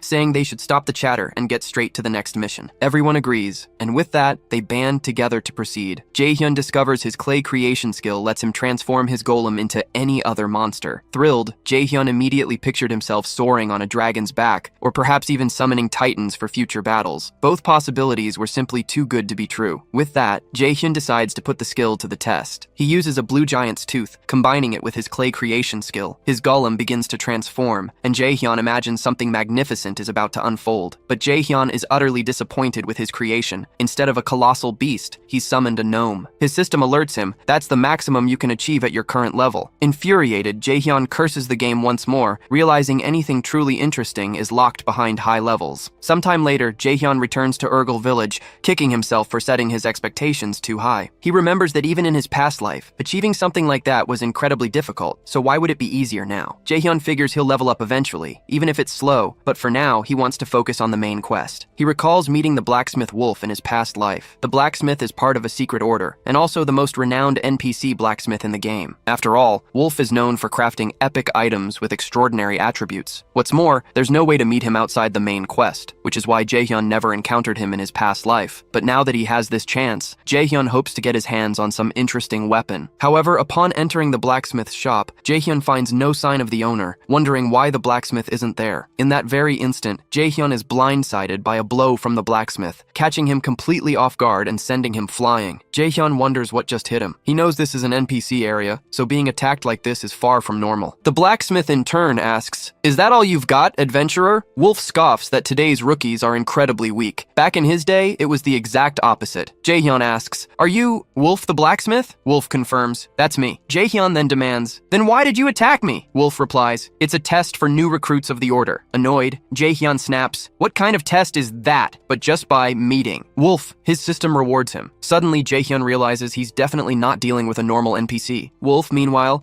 remarks that besides being weak, the rookie is also impatient. However, Wolf notices the rookie's sudden change in behavior and doesn't understand why. Jaehyun latches onto the blacksmith, declaring, "I'll accept anything you have for me." Wolf finds this even stranger and tells Jaehyun, "Get off me." After kicking him out of his shop, Wolf tells Jaehyun to go to the Barain forest and deliver something. Even after getting beaten and kicked, Jaehyun feels no humiliation. He's ready to do whatever it takes to gain more benefits from the blacksmith. Jaehyun realizes he's received a new quest: deliver a package to those residing in the Barain forest. Jaehyun knows only elves live in that region, but elves are usually hostile towards humans. The elves hide deep within the forest, making them even harder to find. In his past life, maps led straight to the elves, but now Jaehyun is completely in the dark. In that case, Jaehyun will have to find another way to locate the elves. Nearby, a player nicknamed Pitbull Singh, one of the top 100 in the rankings, is recognized by others. They wonder what someone like him is doing there, until they consider the possibility that he might also be after Heiho Mask. In his past life, Jaehyun faced Pitbull. Even though his opponent was incredibly strong,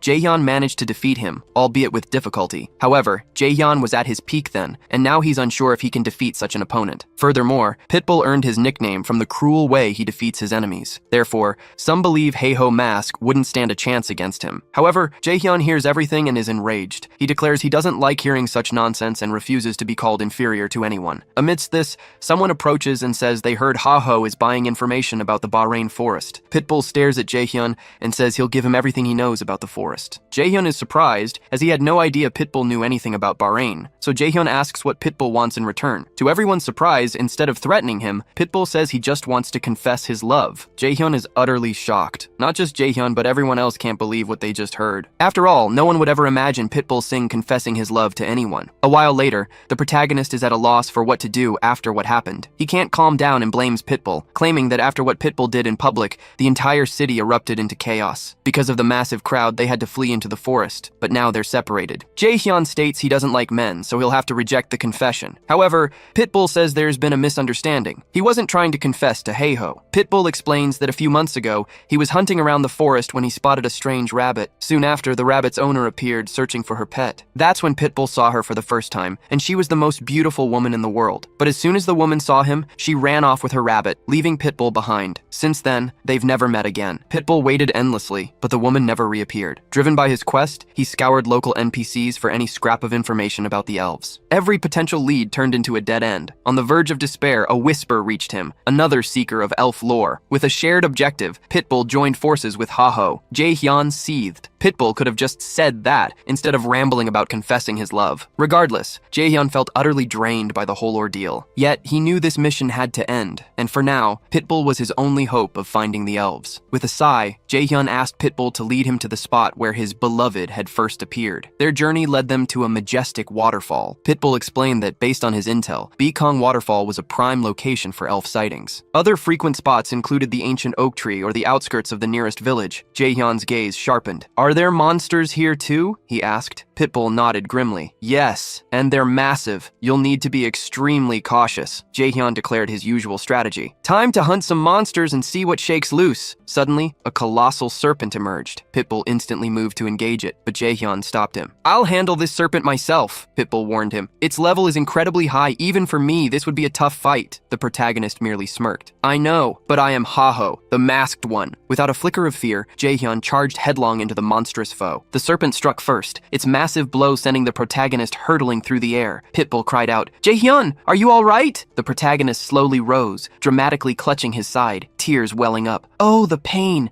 It's unbearable! I'm dying!" Utterly bewildered, Pitbull stared. "Haeho, what are you doing?" As Jae-hyun remained vulnerable, the serpent coiled for another strike. Pitbull yelled, "Dodge! Jae-hyun, you'll die!" Yet Jae-hyun stood his ground. Then a swift arrow pierced the air, striking the serpent dead center. More arrows followed, and Pitbull's eyes widened as he finally understood. Jae-hyun explained, "NPCs, or residents, don't fight monsters. They flee in terror. So when these residents are hunted, the elves appear to protect them." Pitbull finally grasped it. Haeho had been acting all along, but the protagonist shrugged. "There was always a chance I'd be wrong." His gamble paid off. Jae-hyun's prediction had come true. He then addressed the elves, introducing himself as Hurakan, sent by the blacksmith wolf. Jae-hyun added that he carried an important delivery and inquired if they would invite him to their village. But one of the elfas snapped. "You tricked us!" Her companion chimed in. "This is precisely why elves never trust humans. You are disgusting, greedy creatures." They scoffed, refusing to believe Lord Wolf would entrust such a vital task to a scoundrel like him. Jae-hyun knew force was out of the question. It would ruin the mission, but how else could he possibly proceed? Suddenly, Pitbull dropped to his knees before the elfas. He pleaded, "I apologize for our deception, but I had no other choice. I needed to meet your leader." Pitbull confessed that he'd seen her in the forest some time ago and had fallen instantly in love. Now, with their paths crossing once more, Pitbull begged for a chance to truly get to know her. Jae-hyun was gripped by despair. Elves already hated humans,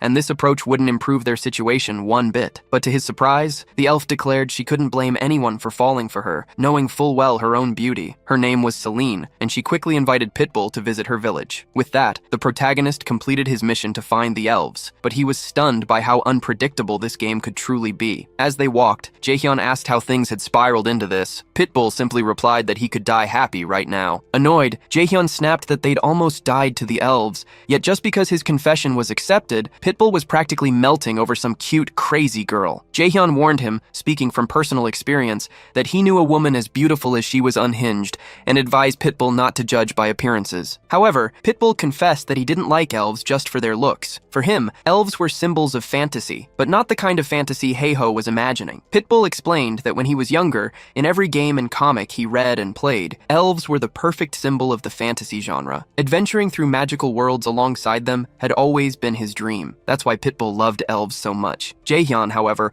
wondered what any of that had to do with the confession. Pitbull then asked if Haeho wasn't in the game to fulfill his own dreams. Jae-hyun scoffed, saying his dreams weren't that idiotic. He revealed his true desire, to become the strongest player and warlord and crush anyone who dared to cross him. Just imagining that day arriving filled him with satisfaction. Pitbull, though, questioned if that didn't make Haeho just like those who crossed him. Jae-hyun retorted that he didn't care, because in this world, the strong devoured the weak. He refused to be the prey. He would be the hunter. Pitbull pointed out that by that rule, if the same happened to Heiho, it would simply be the natural order of things. Regardless, Pitbull couldn't grasp how anyone could find joy in trampling over others. Enraged, Jaehyun punched Pitbull, declaring that Pitbull knew nothing about his life. Dreams or happiness, Jaehyun spat. Our luxuries only those who already have something can afford. Unlike those people, Jaehyun was someone who had to fight day after day just to survive. Not only that, but he knew firsthand what it was like to lose the little he had in a matter of seconds. Jaehyun stated he understood what Pitbull was trying to do, but he didn't need a lecture from anyone. Amidst the chaos, one of the elves stepped in to break up the fight. "We finally arrived," she announced. The elf then presented her home, Baheim Village. Celine pointed out that the elder was in the largest tree, and without wasting a moment, Jaehyun headed straight for it. With him gone, Celine turned to Pitbull, asking why he and his companion had been fighting. Pitbull didn't answer immediately. Anyway, Jaehyun is led to the elven elder. Celine explains that Jaehyun is here on Lord Wolf's command. Jaehyun realizes he almost lost his cool and messed everything up for a moment. But now, he needs to focus on completing his mission. Soon after, the elven elder appears. His name is Dra, and he immediately suspects Jaehyun is involved with the secret order. Jaehyun confirms it, handing the blacksmith's package to the elder. Dara pulls out the package's contents, and instantly Jaehyun recognizes it, an epic item that removes all negative effects and status penalties, the Bracelet of Purification. Now he understands why Wolf didn't let him see the package before the delivery was complete. However, Jaehyun just realized something crucial. He knows his next mission is to purify the corrupted elf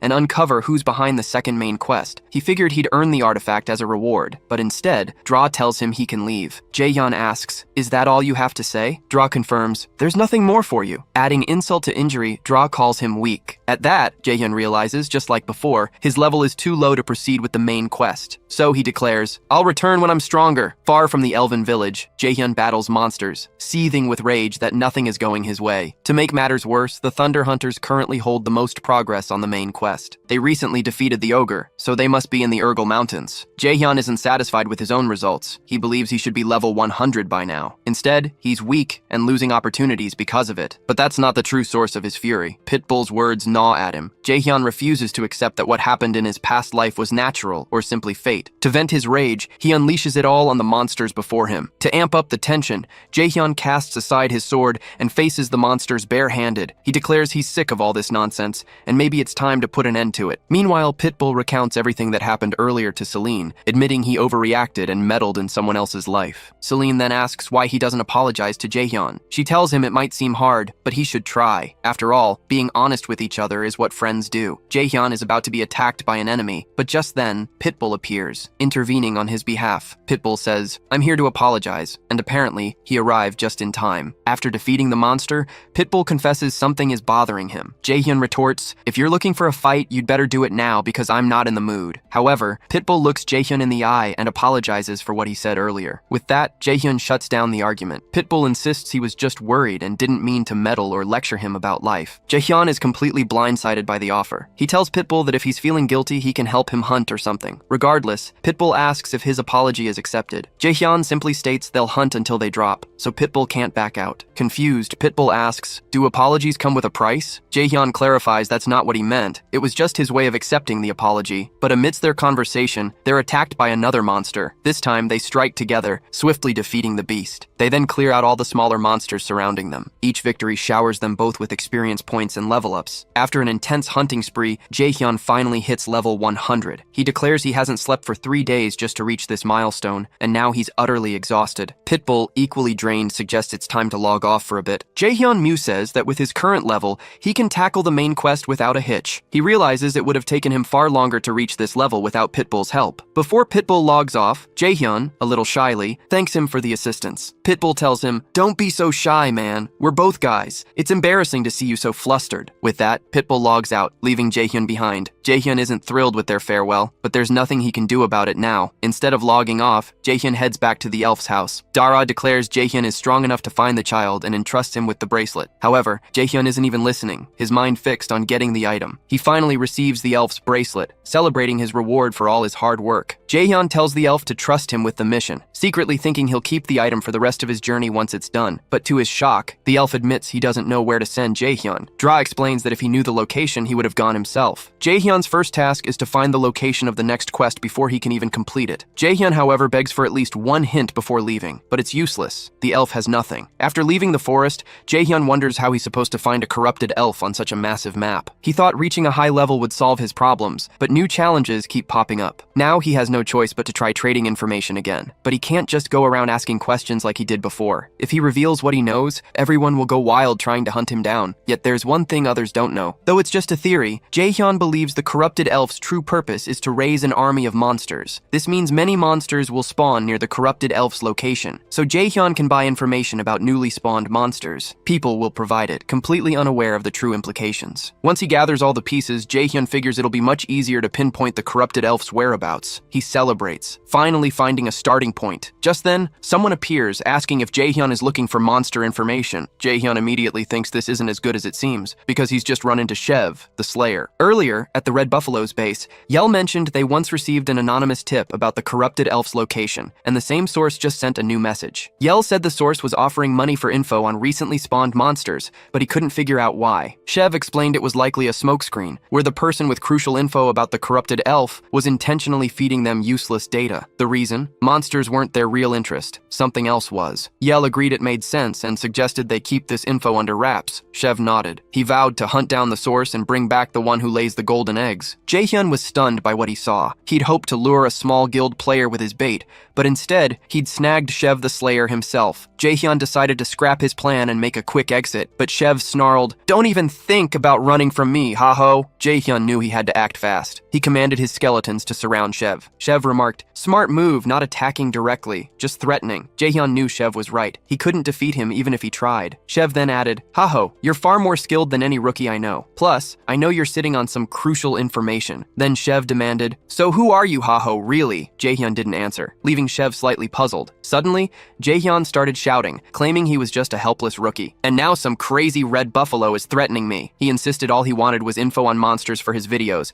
not a fight with stronger players. Shev stared at Ha-ho, clearly unconvinced by the act. Jaehyun pleaded with Shev to leave him alone and not hurt him. Shev then said, "Apparently there's been a misunderstanding. After all, Ha-ho, you don't seem to fit the profile of the person who fed information to my guild." Jaehyun inwardly cheered, believing his plan had worked. Shev continued, "The person we're looking for is about to get a 5 billion bonus. Plus, the guild is ready to offer a full salary with tons of benefits. But since you're not that person, we'll just have to keep searching until we find them." Hearing this, Jaehyun said it had always been his dream to join the Red Buffaloes. But 5 billion is a huge sum, even for you guys. He added that Shev's actions didn't match his words, and he shouldn't try to buy everyone he met. But in his thoughts, Jaehyun mused, "With that kind of cash, I could feast like a king." Shev then asked, "So, Ha-ho, what do you think about joining my guild?" He added that if Ha-ho was interested, he could offer the same contract. Jaehyun said the offer came out of nowhere, and he didn't understand why. However, Shev told Ha-ho to think carefully before answering. "Because if I don't have you as an ally, Ha-ho, I'll consider you a rival, and I'll have to eliminate you right here, right now." But Jaehyun declared it wasn't time to accept yet. He claimed he didn't want to rely on anyone else's strength to grow powerful. His desire was to achieve his goals through his own merit, even if it meant dying along the way. Then, Jaehyun added, "But when I'm strong enough, the Red Buffaloes will be the first to crumble beneath my might." Shev stepped back, remarking, "The view from this peak truly is beautiful." He pointed out Red Lake from there. "My guild confirmed an exponential surge of monsters near the lake." Jaehyun asked why Shev was telling this to a rival. Shev scoffed, "I don't recognize a mere brat as my rival. Besides, my guild is strong enough not to bow to anyone, much less some arrogant nobody." Shev said he was only sharing the info because he admired Ha-ho's playstyle, but warned him not to jump to conclusions. With that said, Shev announced he was leaving. But before he could go, Jaehyun told Shev to pay attention to the Salt Mountain. Jaehyun argued that if they were staying away from elf territories, it meant the Red Buffaloes were advancing through the main quest's dwarf path. Therefore, the closest location had to be the Salt Mountain. But Jaehyun told Shev not to get too worked up about it. Meanwhile, Jaehyun thought to himself that he wouldn't be called a brat, not when he'd been in this game longer than anyone. Hearing this, Shev burst out laughing. He declared that Ha-ho was constantly being made a fool of. Jaehyun bristled, but simply decided to leave. Shev announced his recruitment had failed. Apparently, his target would rather die than join his guild. Shev even considered pushing the offer. However, Shev was curious to see how far Heiho would get on his own. For Shev, it was fine to take one step back to take two forward later. The same, however, couldn't be said for Yell. When he returned to base, Shev's ears were ringing from what he heard. Jaehyun believed no one one was smarter than him. He only wished the same could be said for his skeleton allies. Annoyed, Jaehyun snapped at the skeletons to stop messing around in the lake. In the past, the same thing happened with his old guildmates. While Jaehyun focused on slaying monsters, his companions just played in the lake, mesmerized by the water's unusual color. Because of it, Jaehyun was branded a game addict. Jaehyun found this place far too familiar. Regardless, Jaehyun ordered his skeletons into formation. He'd already sensed they weren't alone. Jaehyun noticed a warrior, 2 mages, and a priest approaching, likely setting up an ambush. With that, Jaehyun told his skeletons to prepare, and on his signal, everyone was to attack. Jaehyun waited for the perfect moment, but defying all his expectations, the players didn't attack as they drew closer. Instead, they approached Heiho and on their knees begged for his help. The players sought Heiho's help to hunt the corrupted gray rooster. Jaehyun, the protagonist, questioned why they couldn't hunt it themselves. They claimed to be from the 2nd division of the Golden Brothers Guild. Jaehyun knew this group barely cracked the top 30 guilds, and being from the 2nd division made them even less significant. Jaehyun demanded they summarize their request. One of the players revealed that if they failed this task, they'd be kicked out of the guild. Jaehyun stated he couldn't help, which left them desperate. They pleaded for help, promising to give him everything they had, even money if necessary. So, Jaehyun asked how much they had. The group leader stated they had 20,000 in total, but Jaehyun found it paltry. They claimed they could forgo the monster's reward if needed, but they needed help, no matter what. Jaehyun mused that he'd have to defeat the corrupted monsters anyway, so perhaps helping them wouldn't be a waste. He proposed the deal include the 20,000 and the hunt's reward. The players accepted, profusely thanking him for his help. However, something was off about these guys, and Jaehyun hadn't realized it yet. A flashback revealed that before this encounter, they had been toiling in a mine to pay off a debt. For a long time, they had been slaves to the Apollo Guild. Those who failed to pay their debts to the Apollo Guild ended up in these mines, and they were no exception. Apollo promised them another chance after they failed to pay their debts. However, the task was to eliminate Heiho, the mask, and only then would their debt be settled. But they claimed they couldn't handle such a difficult mission. Apollo assured them he'd lend high-quality equipment and didn't care about the method as long as Heiho was eliminated. Only then would he consider the task complete. Otherwise, they'd spend eternity in the mines. Back in the present,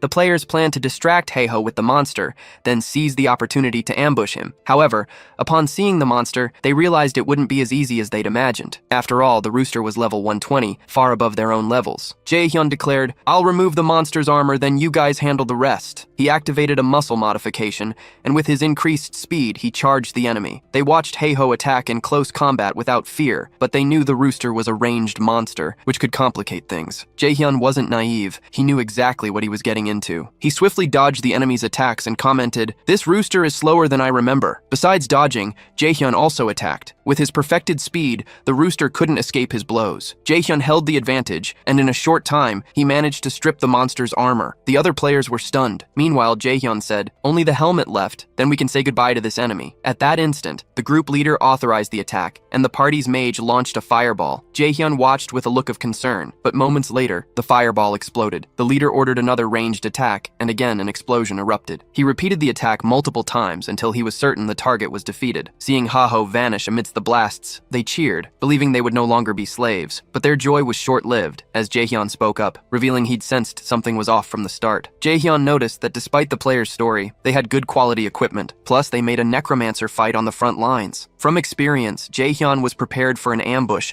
and not only did he defeat the monster, but he also evaded the player's attacks. Now, Jaehyun stated he didn't care which guild they belonged to, because all of you will be punished accordingly for trying to trick me. Desperate, the players who tried to ambush Jaehyun attempted to convince him not to punish them. However, they realized even the rooster wanted revenge against them. Jaehyun declared, "You have nothing left to bargain with, just accept your end." But amidst the chaos, Jaehyun's system blared an alert. A corrupted elf had appeared nearby. The elf spotted Jaehyun on the battlefield, but vanished before he could pinpoint her. Immediately, his system warned him, less than 3 minutes to capture the target. Jaehyun didn't want to leave, but he ordered the other players to keep the rooster busy. His skeletons would watch over them until his return, but he warned them, "Try to escape, and it'll be worse for you." Jaehyun realized this was a golden opportunity. He knew it was only a matter of time until he captured the elf. Succeeding would buy him crucial time and secure his top spot in the main quest rankings. With less than a minute left, Jaehyun tried to close the distance, but something felt off. Even after unleashing every buff he had, he couldn't catch her. Desperate, Jaehyun resorted to throwing a volley of skeleton bombs in her direction. The bombs detonated near her, but the elf still managed to evade them. Jaehyun cursed. He should have known it wouldn't be this easy. Time was running out, but failure wasn't an option for him. Jaehyun launched one final attack. Again, the elf dodged his bomb, but Jaehyun smirked. "Don't celebrate too soon," he warned. "That skeleton bomb wasn't meant for you. It was to propel me forward." With that boost, Jaehyun finally closed in on the elf, but the moment he touched her, she coughed up blood, a spray of it splattering across Jaehyun's face, sending both of them crashing to the ground. Jaehyun stared, then asked, "Did you bite your own tongue?" With a wicked grin, she subtly confirmed it. Panic seized Jaehyun. The elf couldn't die yet. If she did, he'd fail a crucial quest. To prevent her death, Jaehyun quickly placed the ring of purification on her, praying it would cleanse her corruption. After a moment, the elf pulled out a piece of paper and handed it to Jaehyun. In a way, Jaehyun's plan had worked, but then the elf vanished for good. Even so, Jaehyun's system chimed. Quest complete. He hadn't expected this outcome, but at least the mission was done. But then, a question burned in his mind. What was the point of a timer if the quest ended like this? Furious, Jaehyun cursed the game for the 1,000th time. Back with the other players, they were struggling against the giant rooster. Suddenly, Jaehyun reappeared, and with his golem, utterly annihilated the monster. They cheered, "Ha-ho's back!" and thanked him for handling the monster. But their gratitude didn't stop him from dishing out a beating to everyone. They revealed the Apollo Guild sent them, leaving them no choice but to accept the mission to eliminate Heiho. This made Jaehyun realize Apollo was going to extreme lengths to take him down. Not to mention, Apollo had heavily armed its thugs with gear even a rich guild would struggle to acquire. This, combined with the player from the Grin Guild he encountered earlier, led Jaehyun to conclude both guilds had formed an alliance to eliminate him. With this revelation, Jaehyun couldn't just stand by. He then ordered the players to get up and hand over all their equipment. Not only that, but Jaehyun declared they now owed him 1,000,000 gold per week, making the players think Haho was even worse than Apollo. Meanwhile, at the Grin Guild's headquarters, Heavy Bean was relaxing to classical music, thinking these quiet moments were the only pleasures in his life. Until, in the middle of it all, an ally burst in with an urgent message. Heavy Bean learned the Red Buffalo Guild had declared war on them. Heavy Bean demanded to know why. His subordinate explained they were blamed for attacking Heiho Mask. Bean hadn't known Heiho was associated with the Red Buffaloes, but he dismissed it as a misunderstanding and vowed to sort it out with the rival guild leader. However, his subordinate then revealed that the items they'd lent to the Apollo Guild had appeared on the used item market. Not only that, but the asking price for the items was above market value, making them difficult to recover. Utterly shocked, Heavy Bean asked, "Who's the seller?" His associate replied, "It's Heiho Mask." Naturally,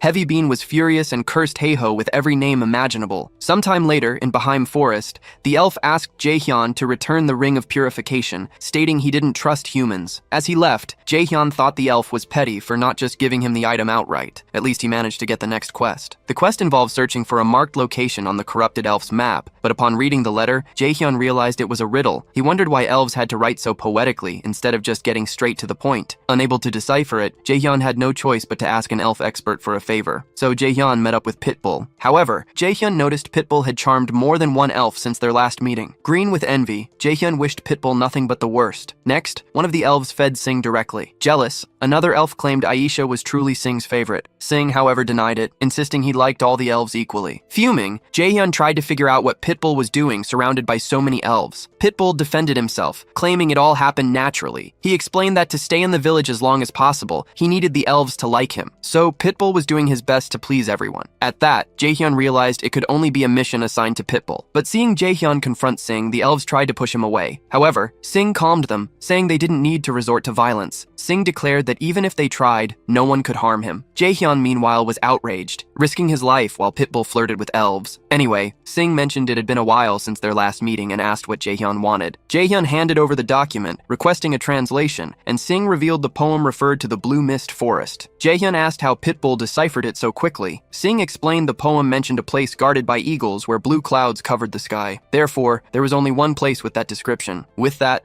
Sing told Jaehyun he should stop playing games and start reading some books. After getting what he wanted, Jaehyun unleashed his fury on a tree, far from the elves' forest. He muttered that elves were supposed to hate humans, not date them. His skeletons tried to comfort their master, claiming it was fine to be single. Jaehyun insisted he wasn't jealous, asserting that if he wanted, he could build a harem of beautiful women. Amidst this, a monster appeared nearby, a level 110 Smogrian. Immediately, the Smogrian lunged at Jaehyun. However, Jaehyun wasn't caught so easily, but Jaehyun wondered why everyone always underestimated him. After that, Jaehyun questioned questioned if he was in the right place, as he'd only encountered Smugrians so far. Then, Jaehyun remembered Pitbull had warned him that the Sweepers Guild, one of the top 30, lived near that area. Jaehyun wasn't worried. He was well prepared, but he found it strange not to have met any humans yet, until suddenly, a man appeared and demanded to know who Jaehyun was associated with. Seeing this, Jaehyun figured he must be from the Sweepers Guild and stated he wasn't associated with anyone. At that, the enemy declared Jaehyun could only be an intruder. Instantly, Jaehyun realized the scenery had shifted. The enemy declared that intruders must be eliminated. His name was Avon, a corrupted companion. Jaehyun then understood this wasn't another player, but a monster tied to the main quest. Jaehyun launched his attack, only to find the enemy brimming with energy. Immediately, Jaehyun's attacks proved useless, so Jaehyun summoned his skeleton knights, but right off the bat, one was struck down. In moments, the enemy annihilated the rest of his skeletal allies. Enraged by the fate of his allies,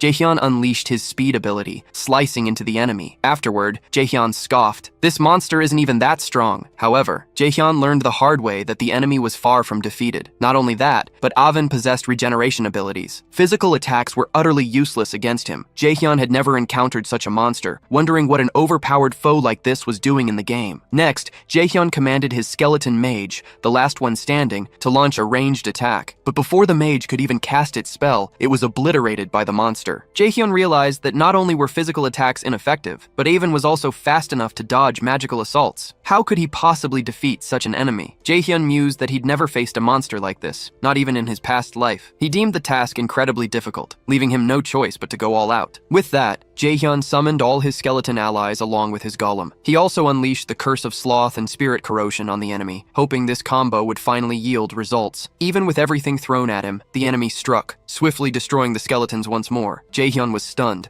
but had no time to process it as the enemy lunged at him next. Enraged, Jaehyun engaged in close quarters combat. He knew his skeletons weren't enough. He'd have to resolve this situation without their help. It was a one-on-one battle now. Jaehyun believed a single blow would end this battle, not just for the enemy, but for him too. The enemy landed a powerful kick. Jaehyun was sent flying, barely avoiding a direct hit. But now, he was absolutely furious, channeling that rage against his foe. Jaehyun summoned his golem once more, using his ally to try and pin the monster, clearing his path for a decisive charge. However, the adversary breaks free and strikes Jaehyun. Jaehyun takes a severe hit, but this was all part of his plan. Once close enough, Jaehyun unleashes his skills, temporarily freezing the enemy in place. Jaehyun's skeleton mages manifest, readying a powerful attack spell. With the enemy now surrounded, Jaehyun commands his allies to strike. Moments later, a massive explosion engulfs the monster, nearly catching Jaehyun in its blast. His system alerts him that he's completed the mission Elf's Remembrance, but Jaehyun finds the enemy's stats incredibly exaggerated. To recover from the damage, Jaehyun chugs a healing potion, but then a shocking surprise unfolds. Fear grips Jaehyun as he sees his enemy standing once more. Not only that, but Jaehyun realizes he can't possibly continue fighting in his current state. If he pushes on, he's doomed to lose. However, instead of attacking Jaehyun, the monster strikes its own head, leaving Jaehyun utterly bewildered. Then, the adversary's mask shatters, and he pleads with Jaehyun to finish him off, before the corruption consumes him again. He reveals that, just like Jaehyun, he was once a member of the Secret Order, but during a mission, he was ensnared by the power of corruption. After enduring a long period of torment, his mind was twisted, and ever since, he became a monster, hunting human intruders in this area. His intention was to join the Order to help others, not to eliminate them. Now, he yearns for an end, unable to bear being a puppet of evil any longer. Jaehyun approaches the young man, telling him he was the strongest enemy he'd ever faced, proving that even without these transformations, he would have been a formidable opponent as a human. Jaehyun then declares that the true villains are those responsible for the corruption, and they are his real targets. He even suggests he might be able to use a purification circle to heal him. In turn, the young man thanks Jaehyun for his generosity. However, seeing no other escape from his pain, he impales himself with Jaehyun's sword. Before fading completely, he whispers that he'll leave the rest to Jaehyun. With that, Jaehyun's system alerts him that he's completed the mission Legacy, and a sword drops from the vanished young man. Jaehyun realizes this was nothing more than a hidden quest, but he absolutely hated how things ended. Elsewhere, Syl received shocking news. Why did Heiho Mask decide to work with the Red Buffaloes? She demanded, her indignation clear for all to see. Hatch watched her, thinking how his boss once only cared about recruiting talented players for her guild. But now, he concluded, Syl was utterly obsessed with Heiho Mask, and he had a terrible feeling about it. Suddenly, Singlet materialized out of nowhere, declaring he needed to speak with Syl. Hatch was stunned. He'd barely sensed the player's presence, wondering how he'd arrived so fast. Syl, unimpressed, asked, Why should I talk to someone I don't even know? Singlet slowly closed the distance, then asked, Do you want me to get rid of Heiho Mask for you? Sill's only response was a chilling, terrifying smile. After his elimination, Aben, the former Order member, left his sword behind. Our protagonist took the blade to Ma Wung, who was deeply moved to hear what had befallen his old friend. Ma Wung lamented that he couldn't do anything for Aben, but thanked the protagonist for bringing closure to his friend's story. With a heavy heart, Ma Wung told Jaehyun to keep the sword. Jaehyun initially felt a pang of discomfort, thinking it would be hard to wield a sword with such a tragic history. However, when he checked the weapon's stats, his eyes widened. It boasted insane attributes. His opinion instantly flipped. Jaehyun profusely thanked Ma Wung for entrusting him with such a powerful item, realizing he'd hit the absolute jackpot with this quest. Stepping outside, Jaehyun silently thanked Aben for the incredible gift. Thanks to the sword, he wouldn't need to buy a new weapon anytime soon. Even better, the money he'd been saving for new gear was now free to be spent on other things. But his relief was short-lived. Outside the NPC's hut, the protagonist found himself completely surrounded. A horde of players attacked Heiho without warning, leaving him utterly bewildered. "I'm not even wearing my mask!" Jaehyun shouted. "How do you know I'm Haho?" Amidst the chaos, Romani contacted Jaehyun. Her voice was grim. "A bounty of 100 million gold has been placed on your head, Jaehyun." The protagonist was utterly stunned, his mind reeling, completely at a loss for what to do. Later, Sill pressed Singlet, "Why do you want to eliminate Heiho?" Singlet's answer was cold and calculated. Haho is a variable. He compared him to a game of chess, explaining that despite being a mere pawn, Haho moved as if he were a much more powerful piece, doing whatever he pleased. In other words, Heiho broke the game by refusing to follow the rules. Therefore, eliminating him was the only logical course of action. Singlet revealed that many guilds had already agreed to the plan, and with the Thunder Hunters Guild on board, success was guaranteed. All Singlet needed now was Sill's final approval to proceed, but Sill, instead of agreeing, slammed Singlet down as if he were nothing, pinning him beneath her foot. Sill declared she knew Singlet was allied with the scoundrels who stole the monster her guild was hunting. Therefore, Sill refused to work with opportunistic thieves like him. Realizing his strategy had failed, Singlet switched to a more aggressive approach. With a burst of strength, Singlet pushed Sill away. Now free from Sill's grasp, Singlet tried to make a run for it. Seeing this, Hahui vowed she wouldn't let him escape so easily. However, Sill ordered no one to pursue the fugitive. Instead, she instructed them to contact the other guilds. Sill had just realized there were more players interested in Haho, but Sill declared that no one would take Haho from her, and anyone who dared to touch Haho would be eliminated. Sill commanded her ally to relay this message to all guilds. As he ran, Singlet reported that negotiations had failed, and he was ready to accept any punishment. But now, Singlet asked if he could proceed with the plan to eliminate Haho. His boss refused, stating that Singlet had been exposed and he had other aces up his sleeve. Now, the boss just needed to wait for the results to unfold. After all, the boss claimed time was on his side,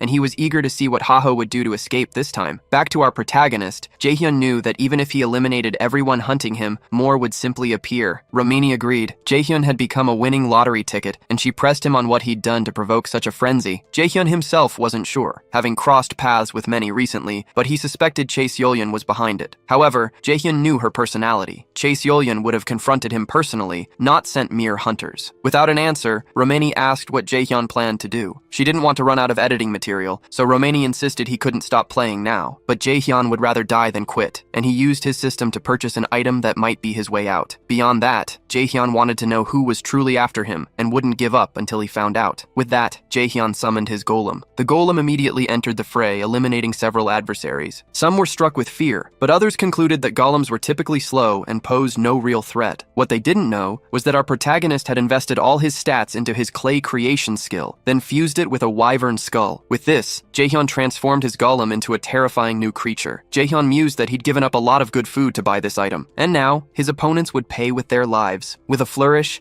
Jaehyun unveiled his wyvern-transformed golem and challenged, "Who wants to be the first to face it?" Even though Romani was his video editor, lately, she'd been acting more like a manager than an editor. She was swamped with work. Romani couldn't stop working for Jaehyun. She was always captivated by the raw footage he produced. Sometime after dealing with his pursuers, Jaehyun formally invited Sill to a private audience. Jaehyun waited at the meeting spot until Sill finally arrived. Sill pointed out that she'd requested a meeting with him before, but he hadn't even responded, so she asked what made him change his mind. Jaehyun glared at her, seething with rage. He knew all too well that Chase Yolyan was the one who tormented him most in his past life, and she was responsible for turning his own group against him. Jaehyun Jaehyun desperately wanted his revenge right then, but instead he chose to talk, asking if Sil was the one who put a bounty on his head. Sil denied it, asking if he'd called the meeting just for that. However, Jaehyun retorted that no one else would do it but her. He knew Sil hated that he'd refused to join her guild, and had even snatched some of her achievements. He also accused Sil of always eliminating anyone who interfered with her interests. Sil clearly noticed Jaehyun's nervousness and asked for a chance to respond. Hearing this, Jaehyun remembered Chae Seolyan saying the exact same thing in his past life,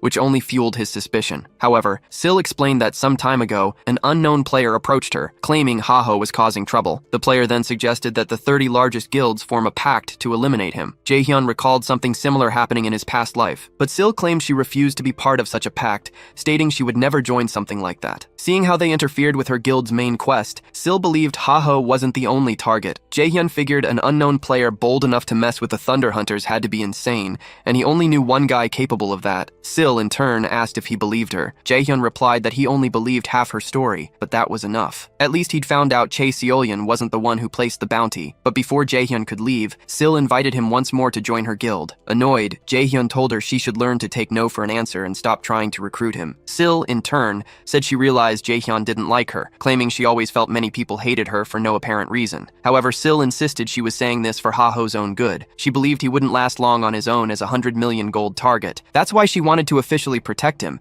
but for that she needed Haho to trust her, and she guaranteed she wouldn't force him into anything. Annoyed, Jaehyun declared he'd rather die than join the Thunder Hunters. Sil told him not to be so proud, but Jaehyun insisted he wouldn't join any guild. His ambition was to become Warlord's strongest player on his own, and he vowed never to accept a guild's offer. At first, Sil found his answer quite childish. However, Sil simply told Jaehyun to do his best. She wished him luck on his journey and promised to be one of his strongest competitors. Jaehyun, however, took this as a declaration of war, especially since his rival said it with a smile. With that, Jaehyun flew off on his golem, leaving Chae Seolyan behind. Pausing to think, Jaehyun remembered Chae Seolyan was heavily pursued in his previous life, and figured something must have happened before his regression. But he decided it was better to ponder that later, after he figured out who was behind the bounty on his head. Soon after, Romani called Jaehyun, demanding to know what he'd done this time. Romani claimed a new wanted poster had been plastered everywhere, promising an even bigger reward for Jaehyun's head. Romani then asked if Jaehyun had found a sponsor or something. Jaehyun replied it wasn't a sponsor,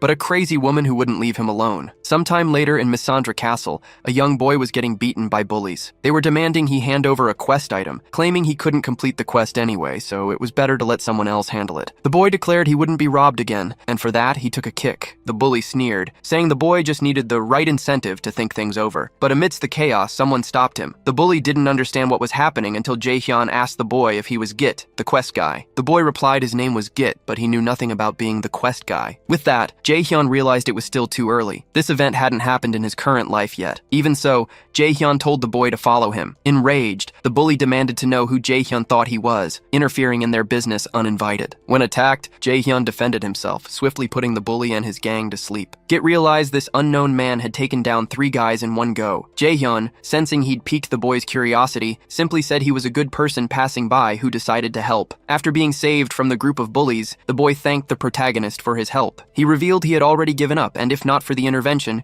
he would have been robbed by his attackers. Jaehyun, the protagonist, explains the mission the bullies almost stole was a ruin exploration quest. He states that completing it would nullify the blocking field behind them. Surprised, Git asks how Jaehyun knows this. Instead of answering, the protagonist simply demands the quest for himself, making Git think Jaehyun isn't much different from the bullies who attacked him. Sometime later, Jaehyun heads to the mission location, visibly annoyed. He was forced to bring Git along, and the kid wouldn't stop complaining. Jaehyun tells Git to shut up, and suggests that instead of whining, he should focus on getting stronger so he won't get robbed again. Git, however, argues it's useless. He's tried to defend himself countless times, but never succeeded. The kid confesses he hates being weak, but everything he tries fails, leading to his constant subjugation. Git explains his attempts to join team raids always flopped because he'd just mess everything up. Even when he tried to go solo, monsters would kill him. That's why he gave up being an explorer and started taking smaller quests, helping the village NPCs. That's how he got the current quest, and for the first time, he felt the game was rewarding his efforts. For that reason,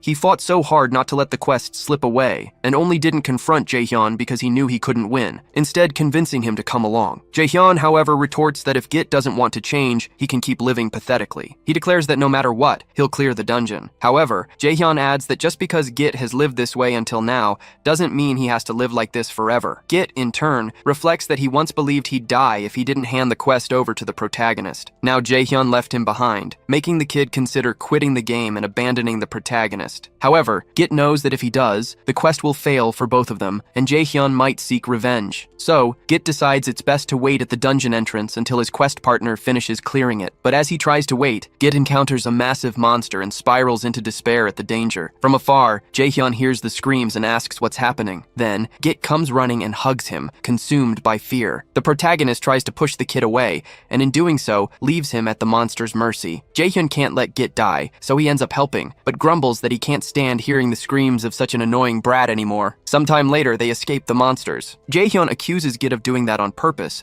but the kid denies it and apologizes for attracting them. Furious, the protagonist orders Git to stay put and not follow him, as he'll go after the boss and then return. Still scared, Git asks if Jaehyun is really going to face the dungeon boss alone. He explains that it's the giant spider's lair, an enemy famous for being insanely difficult. Plus, on the way, there are small spiders that explode on contact and constantly respawn. To make matters worse, the giant spider has a shell as hard as steel, making any physical attack difficult. Hearing the description, Jaehyun sarcastically suggests Git go help if it's so difficult. Git, however, says he can't and just wishes him luck. Jaehyun then states he just needs to avoid the smaller enemy's attention, believing he'll defeat the boss without issue. He charges towards the giant spider, and Git notices the protagonist did it without even touching a single web. The giant spider senses an intruder in its lair, but before it can react, Jaehyun strikes. The protagonist seizes the chance to smash one of its legs, declaring this is just the beginning. His plan: cripple its legs, then go for the body. As Jaehyun battles, Git watches, amazed that the protagonist is taking on the spider alone. He believes if Jaehyun keeps this pace, he might actually win. But glancing down, Git realizes he's accidentally stepped on a spider web. That means a hatchling is coming for a meal. Suddenly, a spider hatchling explodes upon touching Git, a signal that draws even more hatchlings to their new target. Git screams in pain as they attack,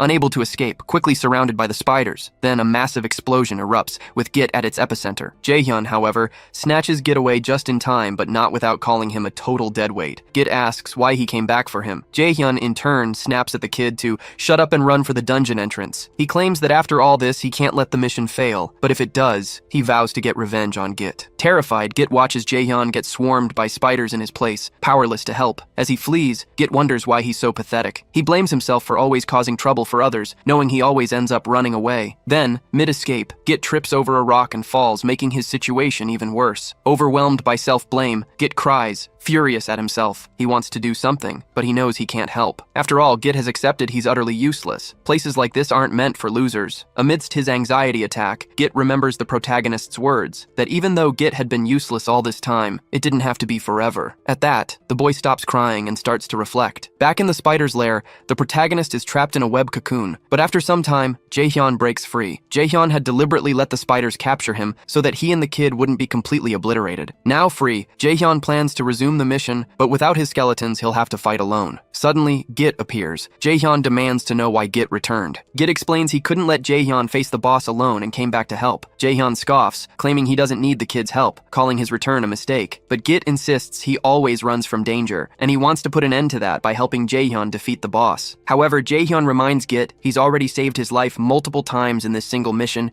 and isn't keen on doing it again. He tells Git to save himself while he still can. After all, Jaehyun doesn't want a crybaby messing up his fight against the dungeon boss. Yet the kid pleads to join the fight, insisting he can help. Despite his brave words, fear grips Git, making his entire body tremble. Still, he stands his ground. Git realizes this is the first time he won't run from a fight. With his torch, he tries to set the smaller spiders ablaze. A while later, the kid stops to rest. Then Git's system reveals he successfully cleared the dungeon. Git, however, feels a pang of shame receiving the credit. After all, Jaehyun did all the heavy lifting. Still, Git knows he at least helped a little, but this fleeting joy is about to shatter. Back to the protagonist. Just as Jaehyun defeats the boss, the thugs he'd previously taken down reappear. With Git held hostage, they thank Jaehyun for doing all their dirty work. Jaehyun, in turn, asks if they're trying to bargain or something. The thug leader demands the dungeon's reward in exchange for Git's life. Jaehyun asks what would happen if he refused. The bandit snarls that he'll eliminate Git right there, then come for Jaehyun. Git shouts for Jaehyun not to accept the deal, arguing that Jaehyun worked hard to clear the dungeon and deserves the reward, so he shouldn't give it up. Enraged, the bandit punches Git, sneering that he's as pathetic pathetic as ever. He adds that Git is too pathetic to even understand his surroundings, so he shouldn't interfere. However, Git spits in the bandit's face, declaring that compared to the spiders he faced earlier, the bandit before him is nothing. Furious, the bandit lunges, trying to stab Git with his knife. Just then, the protagonist makes his move. Jaehyun states he's willing to give up the reward, but to get it, the bandits will have to fight Jaehyun and win. The gang leader scoffs, claiming the protagonist must be insane, insisting Jaehyun couldn't take down their group alone. However, they quickly realize Jaehyun isn't alone. While no one was looking, the protagonist had summoned his skeletons, taking advantage of their distraction, focused on the front to summon his allies from behind. Suddenly, one of the bandits recognizes the protagonist isn't just any player. He's Ha-Ho Mask. Ha-Ho Mask is the only known player to use skeletons as allies, and the only one capable of soloing and conquering a dungeon like this. But the gang leader questions what a player like Jaehyun is doing in such a low-level dungeon. Jaehyun retorts that it's none of their business, and now that he has the upper hand, he declares he'll take everything the bandits possess. Naturally, his polite request leaves his opponents no room to resist. A short while later, the protagonist collects the defeated player's watches. Jaehyun sighs, disappointed they hold nothing of value. Git, meanwhile, reflects that he'd always thought he was beside a talented player, but now he realizes the protagonist is far more than that. Git then thanks Ha-Ho Mask for saving him countless times and for helping him clear the dungeon, admitting that without Jaehyun's help, he never would have accomplished such a feat alone. Alright, now that I've said my piece, I won't bother you anymore. But before Git leaves, Jaehyun tells him he can keep the reward. Git says he doesn't need it, claiming he doesn't want something he doesn't deserve. However, Jaehyun asks if Git will continue playing Warlord. Git starts to cry, confirming he'll keep playing and give his absolute best from now on. A while later, Jaehyun returns to his normal attire. He feels much more comfortable. Jaehyun thought it best to walk around disguised for a while to avoid being recognized by bounty hunters. But since he'd been discovered, his disguise was blown. Still, he believes he got a lot out of the last mission. Jaehyun contacted Git, the player designated by the system to collect rare quests, believing he'll be quite useful in the future. However, Jaehyun has his doubts if the crybaby will truly become the questmaster he knew in his past life. Either way, the blockade field has dissipated, and it's more than time to enter. Jaehyun's goal is to reach the Cursed Territory, the location of Warlord's second main quest chapter. In the main square of Riki City, within the Cursed Territory, a player arrives thinking it's the game's new map. He knows the blockade field was just taken down, but he notices the place is already swarming with players. His companion, Nuppy, tells him not to get his hopes up, as everyone there is an adversary. Nuppy points out that the Ares Guild, one of the top 30, is already there, along with the Triple Wing Guild, another top 30. Plus, the Hydra Guild is also present, and they're the most likely to be the first to complete the main quest. The young man comments that everyone already knows the main quest location, and wonders if a small guild like his stands a chance against so many strong opponents. Amidst this, someone appears, declaring they're in his way and demanding they move. Immediately, they recognize Ha-Ho Mask. Jaehyun's fame had only skyrocketed after everyone discovered he was responsible for taking down the blockade protecting this area. To Jaehyun's surprise, the area was already packed. He hadn't expected the news to spread so fast, meaning the number of competitors had surged. Amidst this, someone mutters that Ha-Ho must be getting help from a game developer, believing it's impossible for anyone to be that good without external aid. Jaehyun lets them think what they want, knowing he only got this far thanks to his own skills, and the others are just jealous. Then, amidst his thoughts, another player calls him Chae Seolyan's pet. They'd heard the Thunder Queen threaten to eliminate anyone who touched Ha-Ho, plus he'd also been seen flirting with the Red Buffaloes. So, the leaders of both guilds must be fighting over him. With that, the gossips wondered what Ha-Ho had done to attract the attention of the guild leaders who killed the corrupted count. Furious, Jaehyun attacks one of the gossips, declaring he's no one's pet, much less a lover. He demands to know who's spreading so many rumors about him. Amidst the chaos, a pirate intervenes in the fight. Sarabo, an NPC from the Secret Order, tells Jaehyun not to get involved in such an important quest. Seeing the NPC, everyone is certain this is the right place for the next quest. Jaehyun realizes this too and calms down. Now that Jaehyun is calmer, Sarabo says he has a few things to clarify. Sarabo explains that this territory is cursed, as it was where the corrupted count conducted experiments for a long time. Because of this, the monsters living near this area are cursed, and they need to clear the area first. Jaehyun remembers hearing the same thing in his past life. Not only that, but Jaehyun knows that to study the curse, the NPC will ask them to capture a cursed monster called the Goat-Headed Chimera. Though this monster is mischievous, it's not impossible to defeat, and Jaehyun knows exactly where to find the creature. However, the pirate declares they must find the Evil Eye. Suddenly, Jaehyun's plans crumble, whispers spread, The Evil Eye is a level 150 cursed monster, making the fight even more brutal. Still, Surubo demands that to proceed, everyone must bring him the monster, but he states only 4 teams will be sent on the mission. So, they either team up or drop out. Anyone not part of those 4 won't move forward. This sparks chaos among the players. However, the pirate reiterates they don't have to team up if they don't want to, wishing good luck to those who undertake the mission. Immediately, a frenzy erupts as players scramble towards the objective, but Jaehyun remains rooted to his spot. Mid-rush, a player bumps into Jaehyun and instantly recognizes him as Haho Mask, but he wonders why Haho Mask looks so grim. Lost in thought, Jaehyun questions why things aren't unfolding as they did in his past life. He's realizing the future is constantly shifting, and he needs to understand why. For Jaehyun, only 2 possibilities exist. First, the future changed because of his regression. Second, some of his information about the past is flawed. Now he just needs to figure out which option is the truth. Meanwhile, Singlet traverses the cursed territory, informing his boss he plans to start the main quest immediately. But as soon as it's done, he wants to hunt down Haho Mask. A short while later, a chimera monster ambushes a group of players. The player is deep in battle, dodging attacks, and asks if the magic team is ready. Nuppy replies he needs more time to charge the magic attack. As they wait, the monster charges the player, who acts as a decoy. Then, the magic attack unleashes, striking the monster, which is incinerated by the fireball. The player, who served as bait, rests, as the system confirms the group's victory. Everyone is exhausted, but Nuppy instructs them to return to their positions and prepare for the next wave. However, one of his allies begs to go home, terrified of facing more goat-headed chimeras. The ally claims the main quest is harder than they imagined, and they won't be able to surpass the stronger guilds. Nuppy, in turn, snaps at his comrade to stop complaining, because something is happening near their location.